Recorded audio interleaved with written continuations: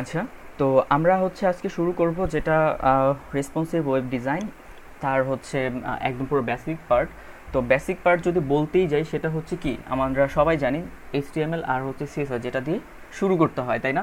But এগুলা হচ্ছে শুরু করতে হবে, এই কোডগুলো যে লিখতে হবে তার জন্য তো একটা এনভায়রনমেন্ট দরকার, তাই না?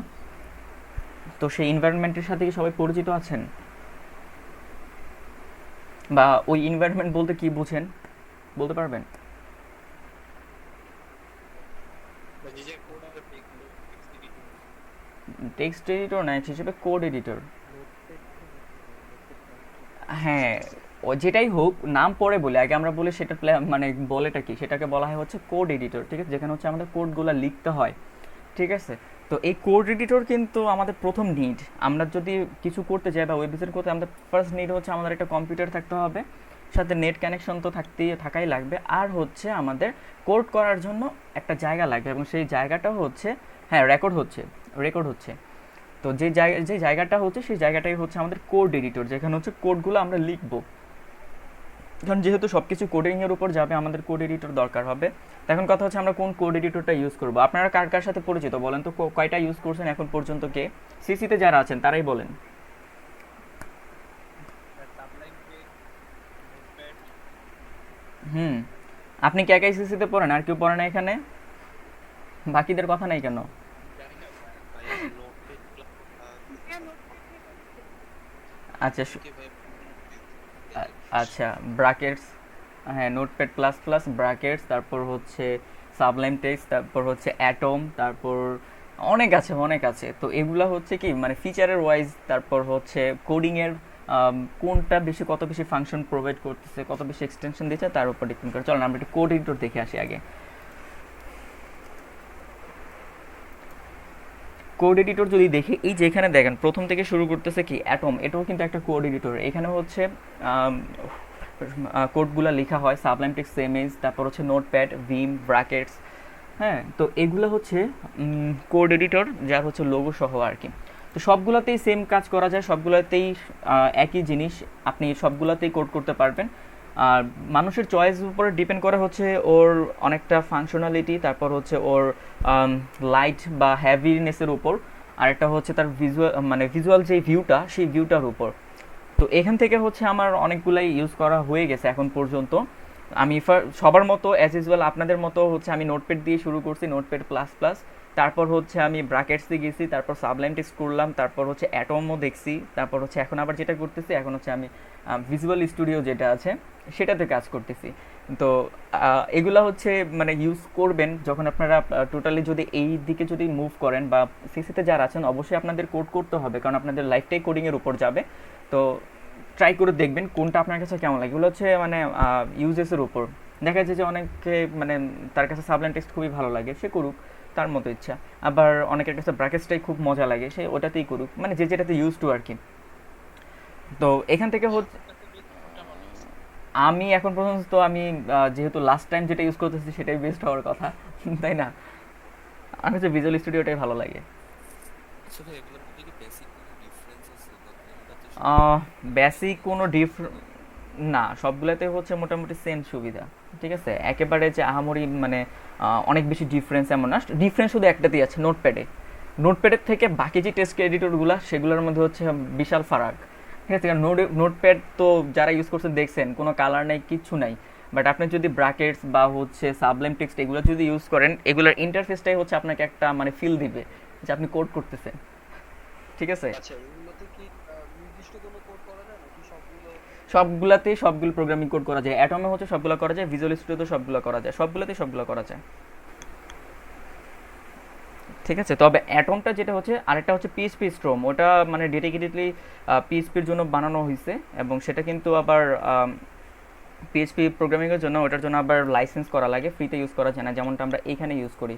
তবে জাভা স্ক্রিপ্ট জন্য হচ্ছে visual studio, bracket, Sublime text এগুলো খুব ভালো পারফরমেন্স দেয়, অ্যাটমটা খুব ভালো, ঠিক আছে? আছে সবগুলাতেই মোটামুটি কিছু তো ডিফারেন্স থাকে, তারপর মানুষের ইউসেজের উপর ডিফার করে এগুলা, কে কোনটা ইউজ করে। একটা হয় কি, মানুষ যেটা ইউজ করতে করতে যদি ইউজ টু হয়ে যায়, অভ্যস্ত হয়ে যায়, তখন হচ্ছে সে সেটা নিয়ে পড়ে থাকে সবসময়, অন্যগুলোতে যেতে চায় না, যদি না প্রবলেম হয়।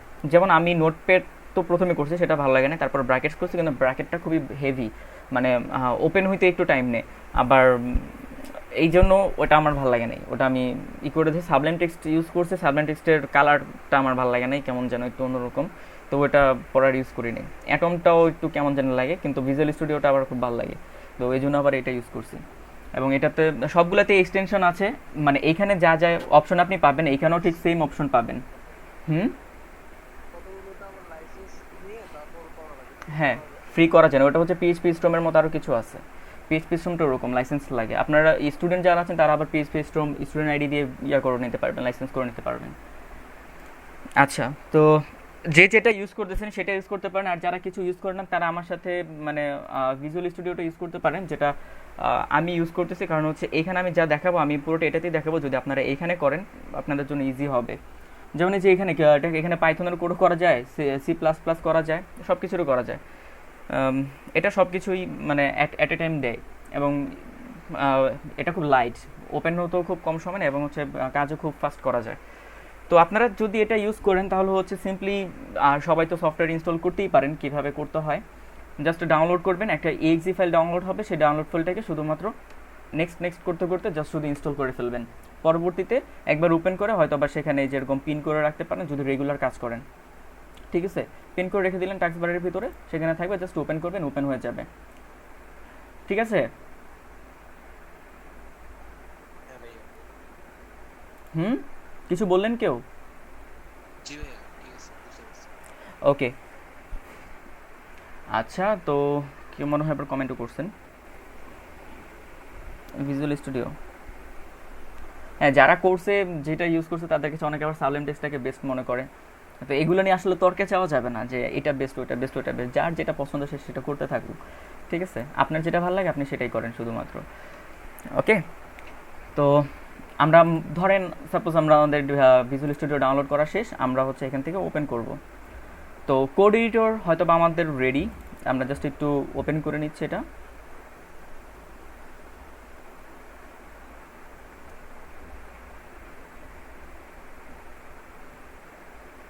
ঠিক আছে, তো যখন আপনারা ওপেন করবেন তখন হচ্ছে আপনারা এরকম একটা ইন্টারফেস আপনারা এখানে দেখতে পারবেন, যেমনটা হচ্ছে এখানে আমরা দেখতে পাচ্ছি।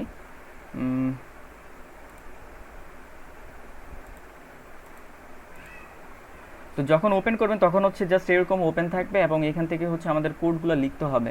তো কোড লেখার আগে আমাদের আরেকটা ম্যান্ডেটরি জিনিস আছে, যেটা হচ্ছে যে আমাদের একটা প্রজেক্ট ফোল্ডার তৈরি করা দরকার হয়, যেখানে হচ্ছে আমাদের ইমেজ থাকবে, আমাদের কোডগুলো একটা ফাইলে থাকবে, আমাদের ওয়েবসাইটের ভিতরে যা যা দরকার হয় সেই জিনিসগুলো দরকার। তো সেই জিনিসগুলো আমাদের আগে নিতে হবে। তো আমরা চলেন একটা প্রজেক্ট ফোল্ডার রেডি করবো, আমি ডেস্কটপের ভিতরেই একটা ফোল্ডার ক্রিয়েট করতেছি। এটা সব সময় দরকার হবে, এটা এটা ছাড়া তো ইম্পসিবল, এটা সব সময় লাগবে। তো প্রজেক্ট ফোল্ডারটা আগে আমাদের রেডি করতে হবে, কারণ এইখানে হচ্ছে আমাদের পুরো প্রজেক্টটা থাকবে। আমরা যখন কাজ করব তখন তো আর আমরা ভিজুয়াল স্টুডিওর কোডগুলোকে তাকে সেন্ড করতে পারবো না, তাই না? আমরা যেটা করব সেই প্রজেক্ট ফোল্ডারটাকে তাকে জিপ করে আমরা তাদেরকে পাঠিয়ে দিতে পারি, এবং এর জন্য হচ্ছে আমাদের প্রজেক্ট ফোল্ডার মেনটেন করা দরকার হয়। তো আমরা এখানে প্রজেক্ট ফোল্ডারটা যেহেতু হচ্ছে আপনাদের ফ্রি ওয়ার্কশপ, আমি এখানে EWU ওয়ার্কশপ নামিয়ে দিচ্ছি, ঠিক আছে, জাস্ট ফোল্ডারটা নাম দিলাম। দেন হচ্ছে তার ভিতরে ঢোকার পর আমাদের কিছু ইনিশিয়াল ফাইল দরকার হবে, যেখানে হচ্ছে আমরা কাজগুলো করব। তো প্রথমেই আমরা যেটা জানি, HTML করার জন্য আমাদের একটা HTML এর ফাইল দরকার, তাই না? HTML কোডগুলো করার জন্য অবশ্যই। তো সেটার জন্য আমরা যেটা করব, প্রথমে ওই প্রজেক্ট ফোল্ডারের ভিতরে ঢুকে নিউতে যে আমরা হচ্ছে একটা টেক্সট ডকুমেন্ট ওপেন করব, এবং সেখানে আমাদের লিখতে হয় ইন্ডেক্স, তারপর ডট দিয়ে কি লিখতে হয়, HTML। এই ডটের পর যেটা থাকে সেটাকে কি বলা হয়, সেটাকে বলা হয় হচ্ছে এক্সটেনশন। এই এক্সটেনশনগুলা হচ্ছে এক একটা এক এক ধরনের কাজ দেয়, কারণ আমরা যারা জানি এতক্ষণ পর্যন্ত আমাদের কি ছিল, যদি একটু দেখেন TXT মানে কি, টেক্সট ফাইল। এটা হচ্ছে কি, সেখানে আমরা টেক্সট লিখতে পারবো। আবার অনেক সময় দেখা যায় যে এক্সেল ফাইল যদি ওপেন করেন তার হচ্ছে আরেক ধরনের ইয়া থাকে, যেমন PUV, পাওয়ার পয়েন্টের মধ্যে। তারপর হচ্ছে আবার আমরা এক্সেল শিটে যদি যাই, XLSX, এগুলো হচ্ছে এক্সটেনশন, এবং এই এক্সটেনশনগুলোর উপর ভ্যারি করে হচ্ছে ওর ভিতরে যেই ডাটাগুলো আপনি রাখতেছেন বা যেই কন্টেন্টগুলো দিচ্ছেন সেগুলো কী হবে সেটা বোঝা যায়। তো আমরা একটা টেক্সট ফাইল নিব, সেই টেক্সট ফাইলের আমরা এক্সটেনশনটা শুধুমাত্র আমরা চেঞ্জ করে দিব, ঠিক আছে। আমাদের এক্সটেনশন হবে হচ্ছে এবার HTML, কারণ হচ্ছে কি আমাদের ভিতরে আমরা যা লিখবো এই ফাইলের ভিতরে যে কোডগুলো লেখা হবে সেগুলো হবে হচ্ছে আমাদের HTML কোড, এবং এই ফাইলটা যেন হচ্ছে আমাদের HTML এর ফাইলের কোডগুলোকে রিড করতে পারে, দ্যাটস হচ্ছে আমাদের এক্সটেনশনগুলো HTML এর হতে হবে। আর এইখানে আমাদের লিখতে হবে হচ্ছে ইন্ডেক্স। সবাই কি বুঝলাম এটা HTML-টা? আচ্ছা, HTML এর এবার বলেন তো ফুল মিনিং কি?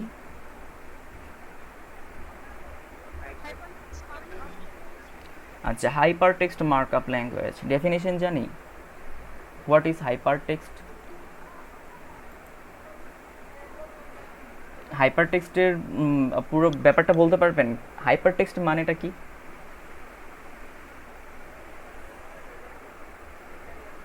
জানা আছে? না ভাই। আচ্ছা, আমরা তো শুধু বলি hyper text hyper text hypertext. পিএইচপির ফুল মিনিংও বলতে গেলে সবাই বলে যে হাইপার টেক্সট প্রি প্রসেসর, তাই না? তো এই হাইপার টেক্সট মানেটা কি? এই hyper text markup language, HTML markup language, এই শেষের দুইটা আমরা খুব ভালো বুঝি, কারণ ল্যাঙ্গুয়েজ মানে আমরা বুঝি এটা হচ্ছে একটা ভাষা, আর মার্কআপ যেহেতু সেটা হচ্ছে একটা কাঠামো তৈরি করা, ঠিক আছে, বা হচ্ছে গঠন কাঠামো তৈরি করা। তো মার্কআপ ল্যাঙ্গুয়েজ এই দুইটা আমরা সবাই বুঝি, তাই না? যে HTML দিয়ে কী করে মার্কআপ করে, এটা মানে সবার মুখে মুখে ছোটে যে HTML দিয়ে শুধু মার্কআপ, CSS দিয়ে শুধু ডিজাইন, তাই না? তো মার্কআপ মানে হচ্ছে গঠনটা, স্ট্রাকচারটা তৈরি করা, বা হচ্ছে আমরা যদি বলি স্কেলিটন তৈরি করা। আর হচ্ছে ল্যাঙ্গুয়েজ মানে হচ্ছে তো ভাষা, অর্থাৎ স্কেলিটন তৈরি করার ভাষা, বাট ভাষাটা কোন টাইপস হবে সেটাই হচ্ছে আগের দুইটা, হাইপার টেক্সট। হাইপার মানেই হচ্ছে মেশিন রিডেবল। মেশিন রিডেবল মানে কি? প্রত্যেকটা জিনিসেরই কিন্তু এক একটা ভাষা থাকে বোঝার জন্য, তাই না? আমরা মানুষের কথা বলি, এটা আমাদের ভাষা। আবার যে কম্পিউটারকে যে আপনি বলছেন কিছু একটা, সে কিন্তু আপনাকে একটা আনসার কিন্তু দেয় যদি আপনি ঠিকঠাক মতো তাকে বুঝাইতে পারেন, তাই না? অনেকে যদি মানে প্রোগ্রামিংয়ে টুকটাক টাচও করে থাকেন, জাভা স্ক্রিপ্টও যদি করে থাকেন, সেখানে কী লেখে ডকুমেন্ট ডট রাইট দিয়ে যদি আপনি ভেরিয়েবলের নামটা দিয়ে দেন, সে আপনাকে একটা আউটপুট দেয় না? সে কীভাবে বুঝে যে আপনি এটা লিখলে সে আপনাকে ওইটা দিবে? কখনো বুঝছেন এগুলা?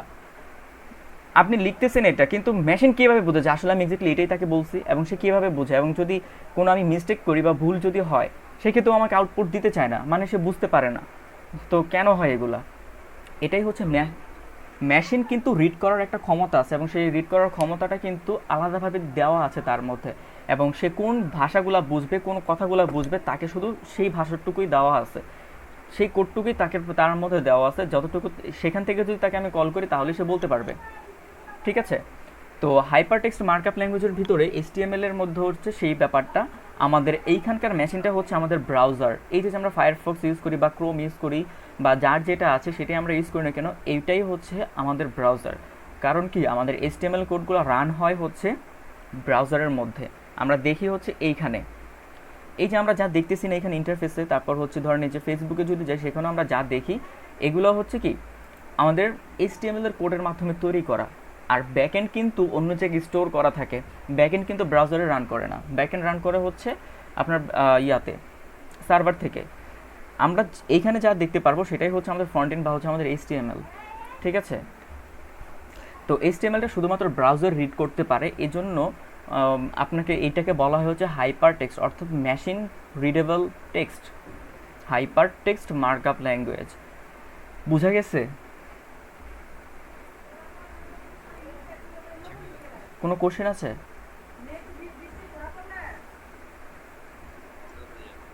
কারণ আপনি যদি ব্রাউজারকে বুঝাতে না পারেন, ব্রাউজার কিন্তু আপনাকে আউটপুট দিবে না। তো ব্রাউজার যা জানে, যেই ল্যাঙ্গুয়েজটা তার ভিতরে ইনপুট দেওয়া আছে আগে থেকে, সেই ল্যাঙ্গুয়েজে হচ্ছে তার সাথে আপনাকে কথা বলতে হবে, এবং এটাকে বলা হয় হচ্ছে HTML, hyper text markup language. Okay, কোনো কোশ্চেন নাই তো? আচ্ছা, কারো কোশ্চেন নেই সেটা খুবই ভালো কথা, বাট কার কার মাথার উপর দিয়ে যাচ্ছে যদি একটু বলতেন।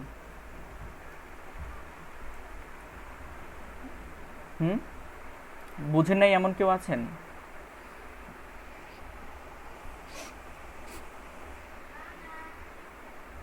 কি ব্যাপার? লাভ হয় বুঝতে পারছি।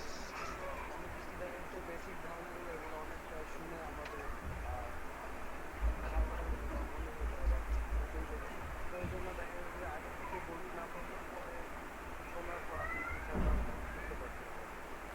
আচ্ছা, মানে এখন পর্যন্ত যতটুকু বললাম কারোর তো কোনো কনফিউশন নাই বা সবার তো সব কিছু মনে আছে। আমি কিন্তু একটা আমার আবার অভ্যাস কি, মাঝে মাঝে আমি ধরি, ঠিক আছে, যে আপনি এটা বলেন তো, আপনি ওইটা বলেন তো, তো সবাই একটু শুনবেন। আর যদি কনফিউজ থাকে সেটা অবশ্যই মানে জিজ্ঞেস করে আহ, জেনে নেবেন। নয়তোবা যখন জিজ্ঞেস করো তখন কিন্তু আবার আপনি আবার একটু ইতস্তত ফিল করতে পারেন যে পারলাম না, তো সেটা যেন না হয়। হ্যাঁ, ওকে।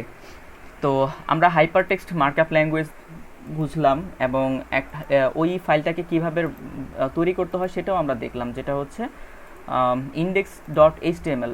এখন আমাকে কেউ একজন বলেন তো, ইন্ডেক্স কেন?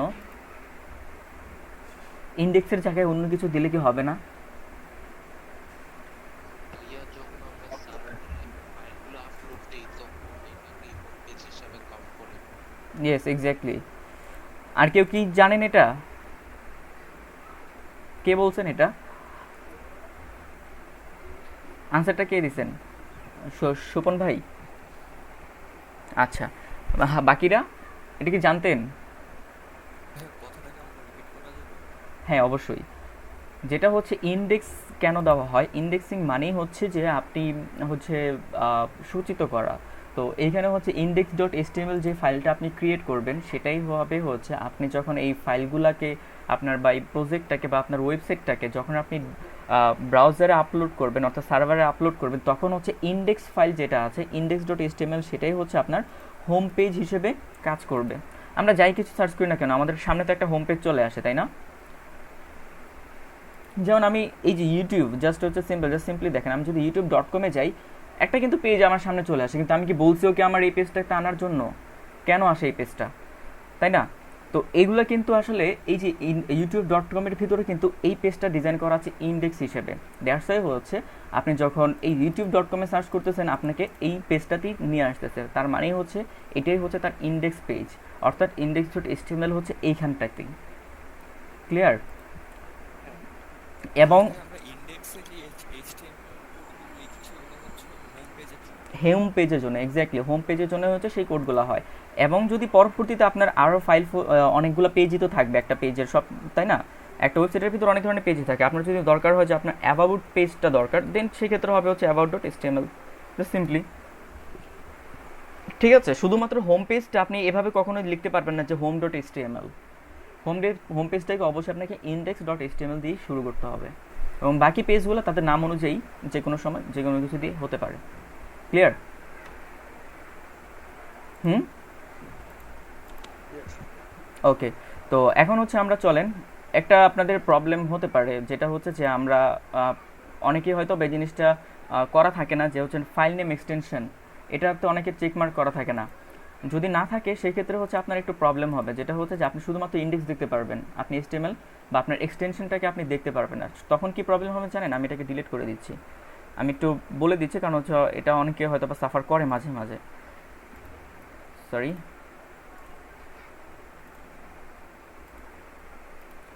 তো এখানে আমি লিখবো হচ্ছে, আমি তো আপনাদের বলে দিচ্ছি ইংলিশ ডট এইচটিএমএল দিতে, আপনারাও বাসায় যে খুব সুন্দর করে ইংলিশ ডট এইচটিএমএল দিয়ে এভাবে দিবেন, বাট দেখবেন আপনার ব্রাউজার সাইন আসে না, তখন হয়ে যাবে ঝামেলা। এটা না আসার কারণটা কি, আমি অলরেডি কিন্তু এক্সটেনশন হাইড করা আছে আমার, অনেকের বাই ডিফল্টভাবে হাইড করা থাকে। তো আমাদের যেটা করতে হবে, এটা কিন্তু অলরেডি এখন পর্যন্ত টেক্সট ফাইল হিসেবে আছে, এটা আমাদের এইচটিএমএল ফাইল হিসেবে এখনও পায় নাই। না পাওয়ার কারণটা হচ্ছে কি, আমাদের এখানে ফাইল নেম এক্সটেনশনটা যদি আমরা একটু ওপেন করে দিই, এখন দেখেন কি অবস্থা, index dot HTML dot text, তার মানে কি লাস্ট যে এক্সটেনশনটা আছে সেটাই ও পেয়ে যাচ্ছে, অর্থাৎ টেক্সট ফাইল হিসেবে ওকে ধরে নিচ্ছে। তো আপনারা বাসায় যে প্রথমে যদি এটা করেন, আপনারা ভিউতে যে দেখবেন যে এটা চেকমার্ক করা আছে কিনা, যদি থাকে তাহলে হচ্ছে আপনি, আপনার কোনো প্রবলেম হবে না, যদি না থাকে আপনি চেকমার্ক করে নিন, তাহলে হচ্ছে আপনার এক্সটেনশনটা শো করবে। এখন আমি টেক্সটটা যদি রিমুভ করে দিই, এখন কিন্তু আমাদের আবার এক্সট্রা মানে এটা এইচটিএমএল ফাইল হয়ে গেল। ওকে। তো এবার আসি হচ্ছে পরবর্তীতে আমার আর কি কি দরকার একটা ওয়েবসাইটের ভিতরে। এইচটিএমএল সিএসএস কি বলা যায়, যমজ ভাই নাকি? না, যমজ ভাই না, মানে হচ্ছে আপন ভাই, একজনকে ছাড়া আরেকজনের হয় না, এমন একটা অবস্থা। তো আমাদের এখন সিএসএসও দরকার। সিএসএস করার জন্য আমরা একটা ফোল্ডার ক্রিয়েট করব, সেখানে হচ্ছে আমাদের থাকবে হচ্ছে সিএসএস ফোল্ডার নামে। সিএসএস মানে কি এবার একটু শুনি সবার কাছ থেকে। সিএসএস মানে কি? ভাই style sheet, cascading style sheet মানে স্টাইল করার জন্য বিভিন্ন ডিজাইন করার জন্য সম্পূর্ণ কাঠামো লাগে। হুম, যেই কোডগুলো আমরা করি সেটাকে বলা হয় হচ্ছে সিএসএস কোড। সবাইকে এতেই ক্লিয়ার নাকি আমাকে বলতে হবে? চুপ করে থাকবেন, অবশ্যই সবার কথা বলতে হবে, বা টেক্সটও করতে পারেন। যদি বলতেন। আচ্ছা, সিএসএস মানে হচ্ছে ক্যাসকেডিং স্টাইল শিট, মানে হচ্ছে আমরা HTML এ যা করব সেটা কিন্তু আসলে সুন্দর হয় না, সেটাকে সুন্দরভাবে প্রেজেন্ট করার জন্য আমাদের সেখানে হচ্ছে কিছু মেকআপ করা লাগে এক কথায় বলতে গেলে, ঠিক আছে? তো আমরা মেকআপের কাজটাই করি হচ্ছে সিএসএস দিয়ে। তাকে কালার দিতে হবে, তাকে ব্যাকগ্রাউন্ড দিতে হবে, তার ফন্ট সাইজগুলোকে বাড়াইতে হবে। ফন্ট সাইজ বলতে হচ্ছে টেক্সটের সাইজ, তারপর হচ্ছে টেক্সটের কালার কেমন হবে, তারপর হচ্ছে কে কোথায় থাকবে। আমরা তো ওয়েবসাইটে দেখি, যেমন হচ্ছে আমার এইখানে লেখা আছে হচ্ছে ইউ আর প্রেজেন্টিং এভরিওয়ান, আর এই পাশে হচ্ছে আপনাদের সবার ছবি শো করতেছে, তাও হচ্ছে তিনটা তিনটা করে। এগুলো কোত্থেকে আসে? এগুলো HTML দিয়ে সহজে খুব বেশি একটা করা যায় না, এগুলো তো CSS দিয়েই আপনাকে করতে হবে। তারপর হচ্ছে যে মানে এই এসটা আছে এই কালার, এমটা আছে এই কালার, মানে এক একজন এক এক কালার নিয়ে বসে আছেন, আবার কারো কারো ছবিও শো করতেছে এবং ছবিটা আবার রাউন্ড শেপ, ঠিক আছে? এই যে কাজগুলা, এই যে যে মেকআপ বা হচ্ছে সৌন্দর্য বর্ধনের যে কাজগুলা, সেগুলো হচ্ছে সিএসএস দিয়ে করা হয়।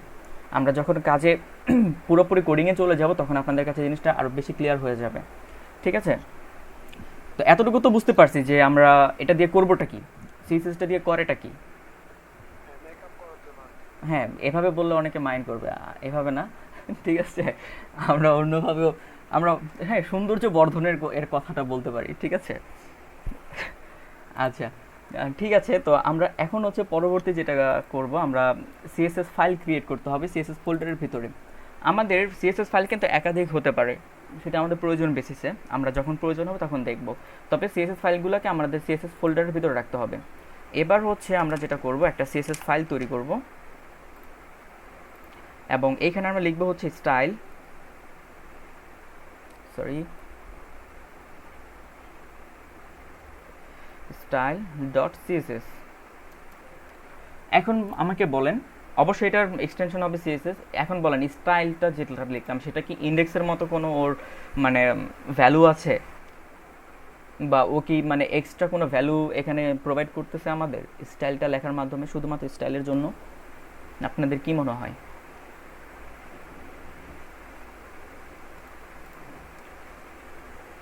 বলেন। এটা যদি ওই ইন্ডেক্সে যেমন হোম পেজটা শো করতেছিল, ওটা স্টাইলটা চেঞ্জ করার জন্য যেহেতু এজন্য মনে হয় স্টাইল দিয়ে নামটা দেওয়া হয়েছে। এটা হতে মানে পারে। আমি যেটা বলতে চাচ্ছি যে সেটা হচ্ছে জিজ্ঞেস করলাম, যেটা হচ্ছে স্টাইলটা কি আলাদা কোনো ভ্যালু ক্রিয়েট করতেছে এখানে ইন্ডেক্সের মতো? ইন্ডেক্স তো হচ্ছে হোম পেজটাকে মানে ইন্ডিকেট করে, স্টাইলটা কি এরকম কিছু ইন্ডিকেট করে? হতে পারে। এরকমই মনে হয়। ভ্যালু তো মানে সিএসএস মানে এক্সটেনশনটা ক্রিয়েট করতেছে। ভ্যালুটা তো এক্সটেনশন থেকে আসতেছে, বাট স্টাইলের কি আলাদা কোনো মিনিং আছে কিনা, শুধুমাত্র যে আমরা স্টাইল ডট সিএসএস লিখলাম সেই স্টাইলটার? আমি যতটুকু জানি ওই স্টাইলের পার্টেও একটা কোড লিখতে হবে। আচ্ছা, আমি আমি ক্লিয়ার করে দিচ্ছি। এখানে আমাদের শুধু মেইন পার্ট হচ্ছে শুধুমাত্র সিএসএস ডট সিএসএস এটাই। আর এই যে স্টাইল যেটা লিখলাম সেটা আমরা না লিখলেও পারি, সেখানে আমরা হচ্ছে ধরেন আপনাদের যা কোনো নাম বা আমার নামই আমি দিতে পারি, কোনো সমস্যা নেই, ঠিক আছে? বা এখানে হচ্ছে আম জাম কাঁঠাল লিচু যাই লিখেন না কেন, কোনো প্রবলেম নেই, জাস্ট এক্সটেনশন আপনার সিএসএস থাকলেই হবে, ঠিক আছে? বোঝা গেছে? বাট আমরা স্টাইলটা কেন লিখি, কারণ এটা হচ্ছে একটা স্ট্যান্ডার্ড।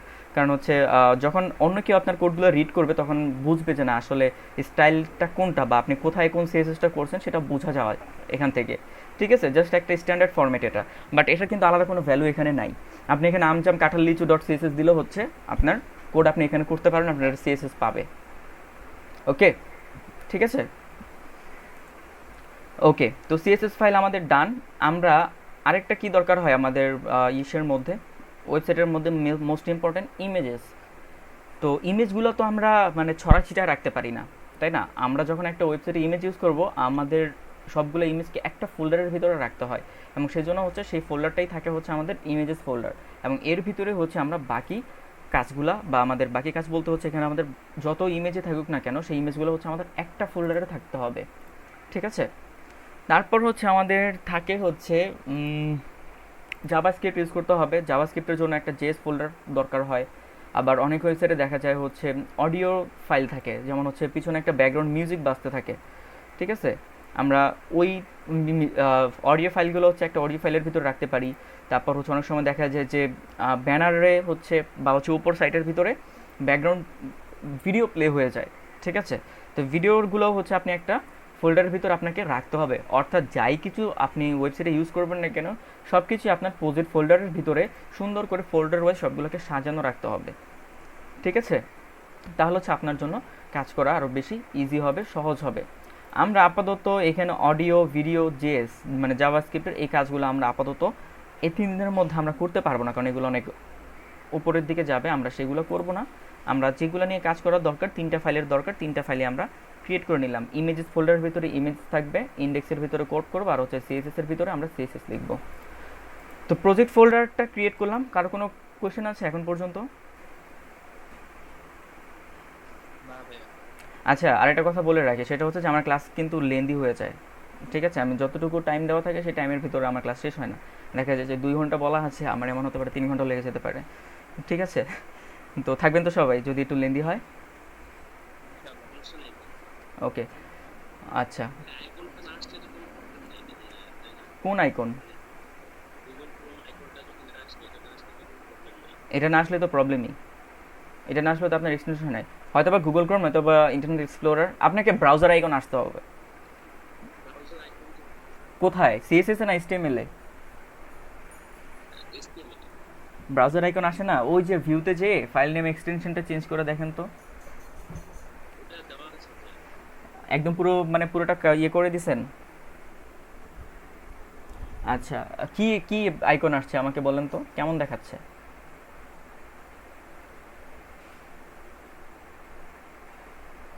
দেখাচ্ছে এটা কেমন?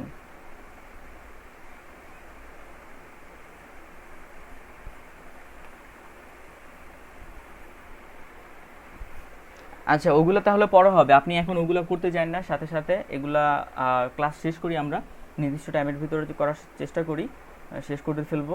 আর পরবর্তীতে বাসায় যখন প্র্যাকটিস করবেন তখন যদি প্রবলেম হয় তখন হচ্ছে সেগুলো নিয়ে একটু বসা যাবে, কারণ এখন প্রবলেম সলভিংয়ে গেলে আমাদের ক্লাসটা আরও বেশি লেন্দি হয়ে যাবে।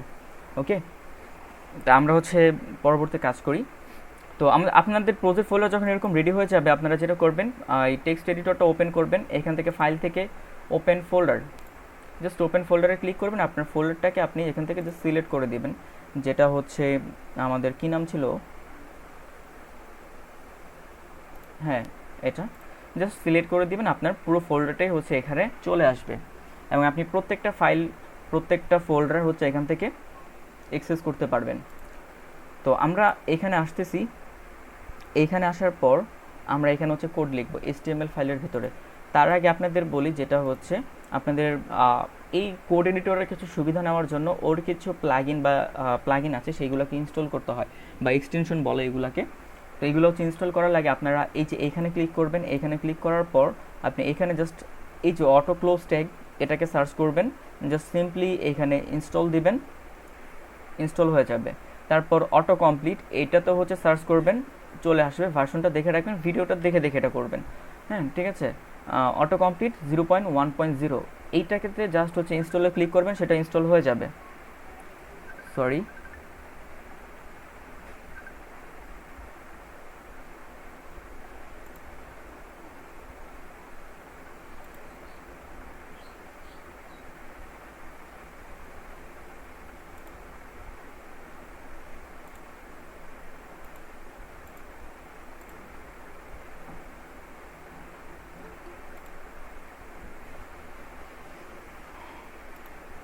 আচ্ছা আমি মেবি ইয়ে হয়ে গেছে, লিভ নিয়ে ফেলছি কখন, হয়তো বা নেট প্রবলেমের জন্য এমনটা হয়েছে। কথা তো শুনতে পাচ্ছেন আমার, তাই না? জি ভাইয়া। ওকে, আমি স্ক্রিন শেয়ার করলাম আবার। তো কোথায় ছিলাম আমরা, আপনারা কোত্থেকে হারাই গেছেন? আমি কোড এডিটর চলে গেছিলাম, এই জন্য আর কি দেখি না, এই দিকটা যাওয়ার ক্লোজ হয়ে গেছে। কতটুকু ছিলাম আমরা? কোড এডিটর ওপেন করছি, আমার আইকনটা আসতেছে না, এই জন্য। আচ্ছা। তো সেটার জন্য যেটা বলছিলাম সেটা হচ্ছে যে আমরা এটা ক্লাসের পরে দেখব, বা হচ্ছে আমরা যখন ক্লাস শেষ করে ফেলবো তখন হচ্ছে আপনি এটা করবেন। আর এখন কেউ কাজ করবেন না, সাথে সাথে এখন হচ্ছে শুধুমাত্র বোঝেন, বাসায় কাজ করবেন, ঠিক আছে? এখন শুধুমাত্রই আমার সাথে দেখেন, কারণ এখন প্রবলেম সলভিং করলে আমি ক্লাস নিব কখন, তাই না? ওকে, তো আমরা এখন যেটা করব সেটা হচ্ছে কোড এডিটরটা ওপেন করলাম। এটা কি দেখছেন আপনারা কীভাবে কোড এডিটরের ভিতরে আমাদের ফাইলগুলো নিয়ে আসছি? না ভাই বুঝতে পারি আচ্ছা মানে দেখতে পাইনি আচ্ছা ঠিক আছে। তো কোড এডিটরটা যখন আমরা ওপেন করব এভাবে আমরা এখান থেকে ফাইলে যাব এবং ফাইল থেকে হচ্ছে জাস্ট ওপেন ফোল্ডার থেকে আপনার যেই ফোল্ডারটা যেখানে রাখা আছে সেখান থেকে জাস্ট সিলেক্ট করে দেবেন। আচ্ছা এটা না, এটা জাস্ট সিলেক্ট করে দেবেন, পুরো ফোল্ডারটাই হচ্ছে এখানে চলে আসবে সবগুলো ফাইল ফোল্ডার একসাথে নিয়ে। আচ্ছা এই যে এখানে চলে আসছে সিএসএস, ইমেজেস, ইন্ডেক্স এসটিএমএল যা কিছু আছে সব কিছু আমার এখানে চলে আসছে। তো প্রজেক্ট ফোল্ডারটা ওপেন করবেন, তার আগে হচ্ছে সবাই একটা কাজ করবেন, যেটা হচ্ছে এই যে এইখানে ক্লিক করবেন এক্সটেনশন। এই কোড এডিটরের যেই মানে আসল সুবিধাটা সেটা আপনাকে মানে নেওয়ার জন্য আপনাকে ওর কিছু প্লাগইন ইনস্টল করে নিতে হবে। যেমনটা হচ্ছে অটো কমপ্লিট 0.5.7 এই ভার্সনটা আপনি জাস্ট ইনস্টল করবেন। ইনস্টলে ক্লিক করলে ইনস্টল হয়ে যাবে, আপনাকে আর কিছু করতে হবে না। অটো কমপ্লিট জাস্ট ইনস্টল করবেন, সার্চ করবেন, এখানে চলে আসবে। তারপর বিউটিফাই এটাতেও হচ্ছে সার্চ করবেন 1.5.0 জাস্ট ইনস্টল করবেন, চলে আসবে। আর মোস্ট ইম্পর্টেন্ট পার্ট হচ্ছে এই ELM এমেট, এই এমেট প্লাগইনটাকে অবশ্যই ইনস্টল করতে হবে। এটাতে সার্চ করবেন, জাস্ট এখানে যেভাবে লেখা আছে আপনি এখানে জাস্ট লিখে সার্চ করবেন, এগুলো এখানে চলে আসবে। আর তখন আসার পর আপনি জাস্ট এখানে সিম্পলি ইনস্টলে ক্লিক করবেন, ইনস্টল হয়ে যাবে। আরেকটা important part live server, live সার্ভারটাকে সার্চ করবেন, চলে আসবে। আপনি জাস্ট লাইভ সার্ভারের 5.6.1 এটা জাস্ট ইনস্টল করবেন, ইনস্টল হয়ে যাবে। ক্লিয়ার?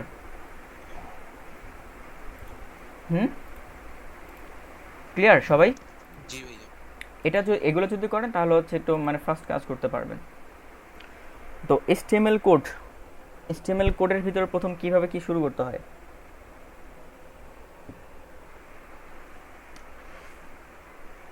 দেখাচ্ছি আমি। প্রথমেই হচ্ছে আমাদের কোড তো এইভাবে লিখতে হয়, আমরা সবাই জানি তাই না, লেস দেন গ্রেটার দেন। তো আমরা হচ্ছে HTML কোডগুলো ঠিক সেমভাবে লিখতে হয়, আমরা এভাবেই শুরু করি সব কিছু লেস দেন গ্রেটার দেন দিয়ে।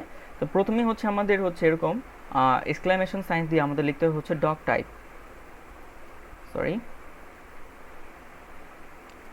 HTML। এইটা আমাদের লিখতে হবে প্রথম থেকেই, কারণ হচ্ছে কি আপনার এইটাই আপনার মেন করে যে আপনি HTML এর 5 যে ভার্সনটা চলতেছে আপনি সেই ভার্সনে কাজ করতেছেন। ডকুমেন্ট টাইপ HTML, ঠিক আছে? তো এইখানে হচ্ছে আপনাদের অবশ্যই লিখতে হবে, যদি আপনি এটা না লিখেন তাহলে হচ্ছে আপনি যদি কোথাও HTML5 ভার্সনের কোডগুলো ইউজ করেন সেগুলো আপনি মানে অ্যাক্সেস করতে পারবেন না, ঠিক আছে, বা রান করবে না। দ্যাটস ওয়াই হচ্ছে প্রথমে আমাদের যেটা করতে হবে ডক টাইপ HTMLটা এভাবে লিখতে হবে। ক্লিয়ার সবাই এটার সাথে? এটা দিয়ে আমাদের শুরু করতে হবে HTML কোডগুলো। দেন হচ্ছে আমাদের কি কোড করব, এখন আমরা HTML কোড করব, তাই তো? তো সিম্পলি আমাদের হচ্ছে HTML লিখতে হবে জাস্ট। আচ্ছা আমি একটু প্রথমে এভাবে দেখাই। যেহেতু HTML কোড লিখতে হবে HTML লিখব, আর HTML ট্যাগগুলোতে হচ্ছে দুইটা থাকে, একটা হচ্ছে এন্ডিং আর একটা হচ্ছে স্টার্টিং। এটা হচ্ছে স্টার্টিং ট্যাগ, এটা হচ্ছে এন্ডিং ট্যাগ। এগুলোর সাথে কি আমরা সবাই পরিচিত? স্টার্টিং ট্যাগ, এন্ডিং ট্যাগ এগুলো মানে কি বুঝি? জি ভাই বুঝি। আচ্ছা, তো দুইটা ট্যাগ আবার অনেক ধরনের হয়, আমি একটু বলে রাখি। যেটা হচ্ছে যে সিঙ্গেল ট্যাগ হয়, এমটি ট্যাগ হয়, আর একটা হচ্ছে ডাবল ট্যাগ হয়। সিঙ্গেল ট্যাগ হয় যেটাতে হচ্ছে শুধু কোনো এন্ডিং ট্যাগ থাকে না, আবার ডাবল ট্যাগের মধ্যে স্টার্টিং এন্ডিং দুইটাই থাকে, আর একটা হচ্ছে এমটি ট্যাগ। এগুলো আসবো আমরা আস্তে আস্তে। তো HTML হচ্ছে আমাদের ডাবল ট্যাগ, এবং এই HTML এর ভিতরেই হচ্ছে আমাদের যাবতীয় HTML এর বা আমাদের পুরো ওয়েবসাইটের যত কোড হবে সবগুলো হবে শুধুমাত্র এই HTML এর ভিতরে। ওকে, তো ধরেন আমরা যদি একটা মানুষের সাথে কল্পনা করি, এখন আমাদের ধরেন এটা হচ্ছে আমাদের মানে মানুষ তৈরি করব, আমরা সেই এনভায়রনমেন্ট তৈরি করলাম। বাট মানুষের কি কি থাকে? মাথা থাকে আর বডি থাকে, তাই না? মাথা থাকে উপরে, তারপর হচ্ছে বডি। তো এবার আমাদের কি লিখতে হবে? এখানে লিখতে হবে হচ্ছে হেডে একটা কোড থাকতে হবে, আর একটা কোড থাকতে হবে হচ্ছে কি আমাদের বডি। এই হেডের ভিতরে কি হয়? আমাদের হেডের ভিতরে, আমাদের হেড মানে কি? আমাদের ফেস, আমাদের ব্রেন, কয়টা পার্ট এখানে, বা আমাদের মানে দেহে যা কিছু সম্পূর্ণ চলে না কেন সব কিছু কিন্তু আমাদের মাথার উপরে বেস করেই চলে। আমরা যদি আমাদের মাথা যদি ঠিক না থাকে তাহলে হচ্ছে আমরা উন্মাদ, তাই তো?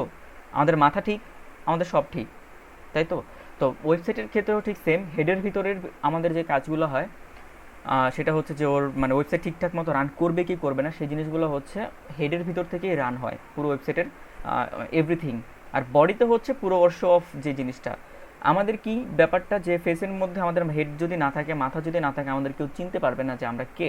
আমাদের যদি গলা কাটা থাকে কেউ চিনবে আমাদের? আমার বডি দেখে আমাকে চেনা যাবে আমি কে?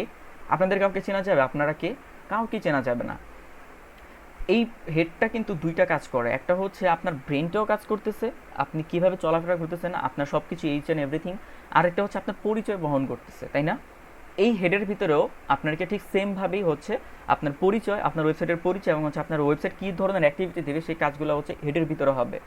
জাস্ট লাইক দিস, আমি এখানে বলি ওর পরিচয়টা দিব। প্রথমে পরিচয় দেওয়ার জন্য আমাদের দিতে হবে হচ্ছে টাইটেল নামে একটা ট্যাগ আছে। এই টাইটেল ট্যাগের ভিতরে আমি লিখতেছি হচ্ছে দিস ইজ ফর, আচ্ছা দিস ইজ ফর, আমরা হচ্ছে লিখতেছি this is for test, just এটা লিখলাম। ওকে, আমাদের এই যে এখানে যদি আপনার যে লাইভ সার্ভারটা ইনস্টল করা থাকে আপনি এখানে পাবেন গো লাইভ। আপনি জাস্ট গো লাইভে ক্লিক করেন, দেখেন তো ওই যেখানে কি শো করতেছে দিস ইজ ফর টেস্ট। আমি ধরেন এখানে আপনি এই ট্যাবের ভিতরে আছে, বাট আমি কি এখন বলতে পারবো না আমার এই পরবর্তী যে রাইট সাইডে যে ট্যাবটা সেটা কার ট্যাব বা কোন ওয়েবসাইট? বা আমি এখানে আছি, এখান থেকে বলেন তো ফেসবুকের ওয়েবসাইট কোনটা? অবশ্যই হচ্ছে আমার ফার্স্ট যে ট্যাবটা, সেটা কিভাবে বুঝতেছেন?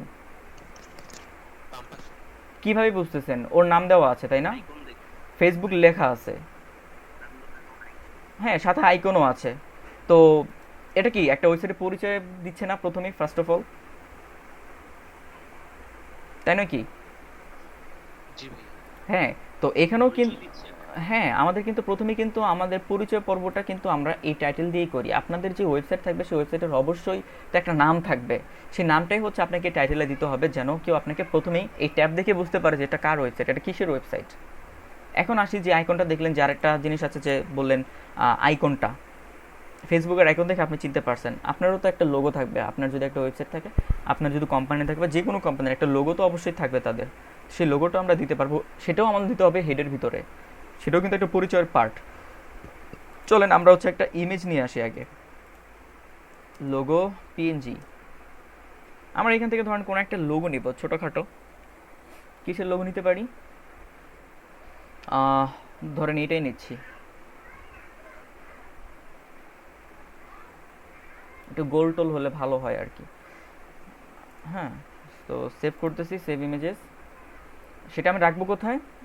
আমার যেই প্রজেক্ট ফোল্ডার আছে, প্রজেক্ট ফোল্ডারের ইমেজেস ফোল্ডারের ভিতরে, এবং সেখানে আমরা নাম দিতে পারি লোগো। এবং এটা সবসময় প্র্যাকটিস করবেন, যেটা হচ্ছে যে ইমেজগুলো যদি ইউজ করেন রিলেভেন্ট নাম দেওয়ার চেষ্টা করবেন, যে কোন ইমেজ কার জন্য কাজ করতেছে। জাস্ট সিম্পলি সেভ, এটা আমাদের ডাউনলোড হয়ে গেল এবং সেটা আমাদের কোথায় ইমেজেস ফোল্ডারে চলে আসছে, কারণ আমরা পাঁচটা সেখানে বলে দিছি। এখন এইটাকে আমি কোথায় শো করাবো? অবশ্যই আমি চাচ্ছি আমার এইখানে শো করাইতে। এই যেখানে যে গ্লোব আইকনটা আছে, গ্লোব আইকনের পরিবর্তে আমার ওয়েবসাইটের লিঙ্কটা বা হচ্ছে লোগোটা আমি এখানে শো করাবো। কীভাবে করাবো? আমাকে একটা লিঙ্ক ট্যাগের ইউজ করতে হবে। লিঙ্ক ট্যাগ লিখে আমি যখন ট্যাব প্রেস করবো, বলে নেই আপনাদের, আমি একটু শর্টকাট ইউজ করতেছি, যেহেতু সময় কম শর্টকাটই করতে হবে। আপনারা যখন যে অ্যামেটটা ইনস্টল করা থাকবে, বা আমি যে প্লাগইনগুলো এক্সটেনশনের কথা বলছি সেগুলো যদি ইনস্টল করা থাকে, আপনারা আমার মতো এরকম ফার্স্ট কাজ করতে পারবেন। জাস্ট লিঙ্ক লিখে জাস্ট সিম্পলি ট্যাব প্রেস করবেন, আপনার পুরো কোডটা চলে আসবে। এখানে কিছু জিনিস আছে, এইটা হচ্ছে কি, এখন দেখেন কয়টা ট্যাগের কথা বলছিলাম, ডাবল ট্যাগ, হেড, বডিও কি ডাবল ট্যাগ, এই যে একটা, এই যে একটা। কিন্তু লিঙ্ক দেখেন টাইটেলও কিন্তু ডাবল ট্যাগ, এখানে স্টার্টিং আছে, এখানে এন্ডিং আছে, বাট লিঙ্ক কিন্তু আবার আমাদের এখন শুধুমাত্র সিঙ্গেল ট্যাগ। এবং এইখানে কিছু জিনিস দেওয়া আছে, REL আর হচ্ছে href, এইগুলাকে কি বলা হয় অ্যাকচুয়ালি? এগুলোকে বলা হয় হচ্ছে অ্যাট্রিবিউট। অ্যাট্রিবিউট মিনস আপনি এডিশনাল কিছু ইনফো যদি তার ভিতরে অ্যাড করতে চান, এডিশনালি যদি তার ভিতরে অন্য কিছু যদি দিতে চান, সেগুলোকে বলা হয় হচ্ছে অ্যাট্রিবিউট। এবং অ্যাট্রিবিউটগুলো হচ্ছে সব প্রিডিফাইন্ড, আপনি নিজের মন মতো চাইলেই কিছু অ্যাড করে দিতে পারবেন না, ঠিক আছে? এগুলোকে বলা হয় হচ্ছে অ্যাট্রিবিউট। এগুলা দেখবেন আস্তে আস্তে। এখানে হচ্ছে REL, এটার মানে হচ্ছে রিলেশন, অর্থাৎ আপনি যে লিঙ্ক করতে চাচ্ছেন, লিঙ্ক মানে কি কিছুর সাথে সংযুক্ত হবে, এবং সেটার সংযুক্তটা হওয়ার পারপাসটা কি, উদ্দেশ্যটা কি, সেই উদ্দেশ্যটা মানে হচ্ছে রিলেশনই। রিলেশনটা কি হবে? স্টাইল শিট, মানে হচ্ছে আপনি কি CSS করতে চাচ্ছেন? অবশ্যই আমরা এখানে CSS হবে না, আমরা এখানে কি করতে চাচ্ছি, আইকন হিসেবে আমাদের রিলেশনটা হবে, অর্থাৎ আমরা যে লিঙ্কটা করতেছি লিঙ্কের উদ্দেশ্যটাই হচ্ছে আমাদের আইকন হোক, আইকন হিসেবে আমরা এই লিঙ্কটা ইউজ করতে চাচ্ছি, লিঙ্ক ট্যাগটা। রিলেশন হবে হচ্ছে আইকন, এবং এইচরেফ মানে হচ্ছে হাইপার রেফারেন্স। হাইপার রেফারেন্স মানে হচ্ছে আপনি কোত্থেকে এটাকে জেনারেট করতেছেন, দুইটা জিনিস লাগতেছে, আপনার উদ্দেশ্য এবং হচ্ছে সোর্স। এইচরেফটাকে আপনি সোর্স হিসেবে বলতে পারেন। তো এখানে হচ্ছে আপনার উদ্দেশ্যও লাগতেছে, আপনার সোর্সও লাগতেছে, দুইটা জিনিস হচ্ছে লিঙ্ক করার সময় প্রয়োজন। তো আমার উদ্দেশ্যটা বা রিলেশনটা হবে আইকন হিসেবে, এবং আমার সোর্স হবে কোথায়, আমাদের ইমেজেস ফোল্ডার থেকে লোগো ডট পিএনজি এই ইমেজটা, তাই তো। এই স্ল্যাশ মানে হচ্ছে ফোল্ডারের ভিতরে ঢোকা, স্ল্যাশ মানে হচ্ছে ফোল্ডারের ভিতরে ঢুকলাম, আমরা ইমেজেস ফোল্ডারের ভিতরে ঢুকে আমরা লোগো ডট যে পিএনজিটা সেটাকে আমরা জাস্ট সিম্পলি সিলেক্ট করে দিলাম। এখন যদি আমরা সেভ করি, ওই যে দেখেন চলে আসছে। ক্লিয়ার? সবাইকে বুঝতেছি?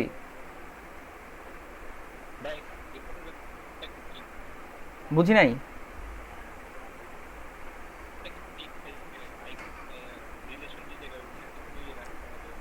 আইকন রাখতে হবে। আপনি এখানে স্টাইল শিট দিলে আপনার এই আইকনটা পাবে না।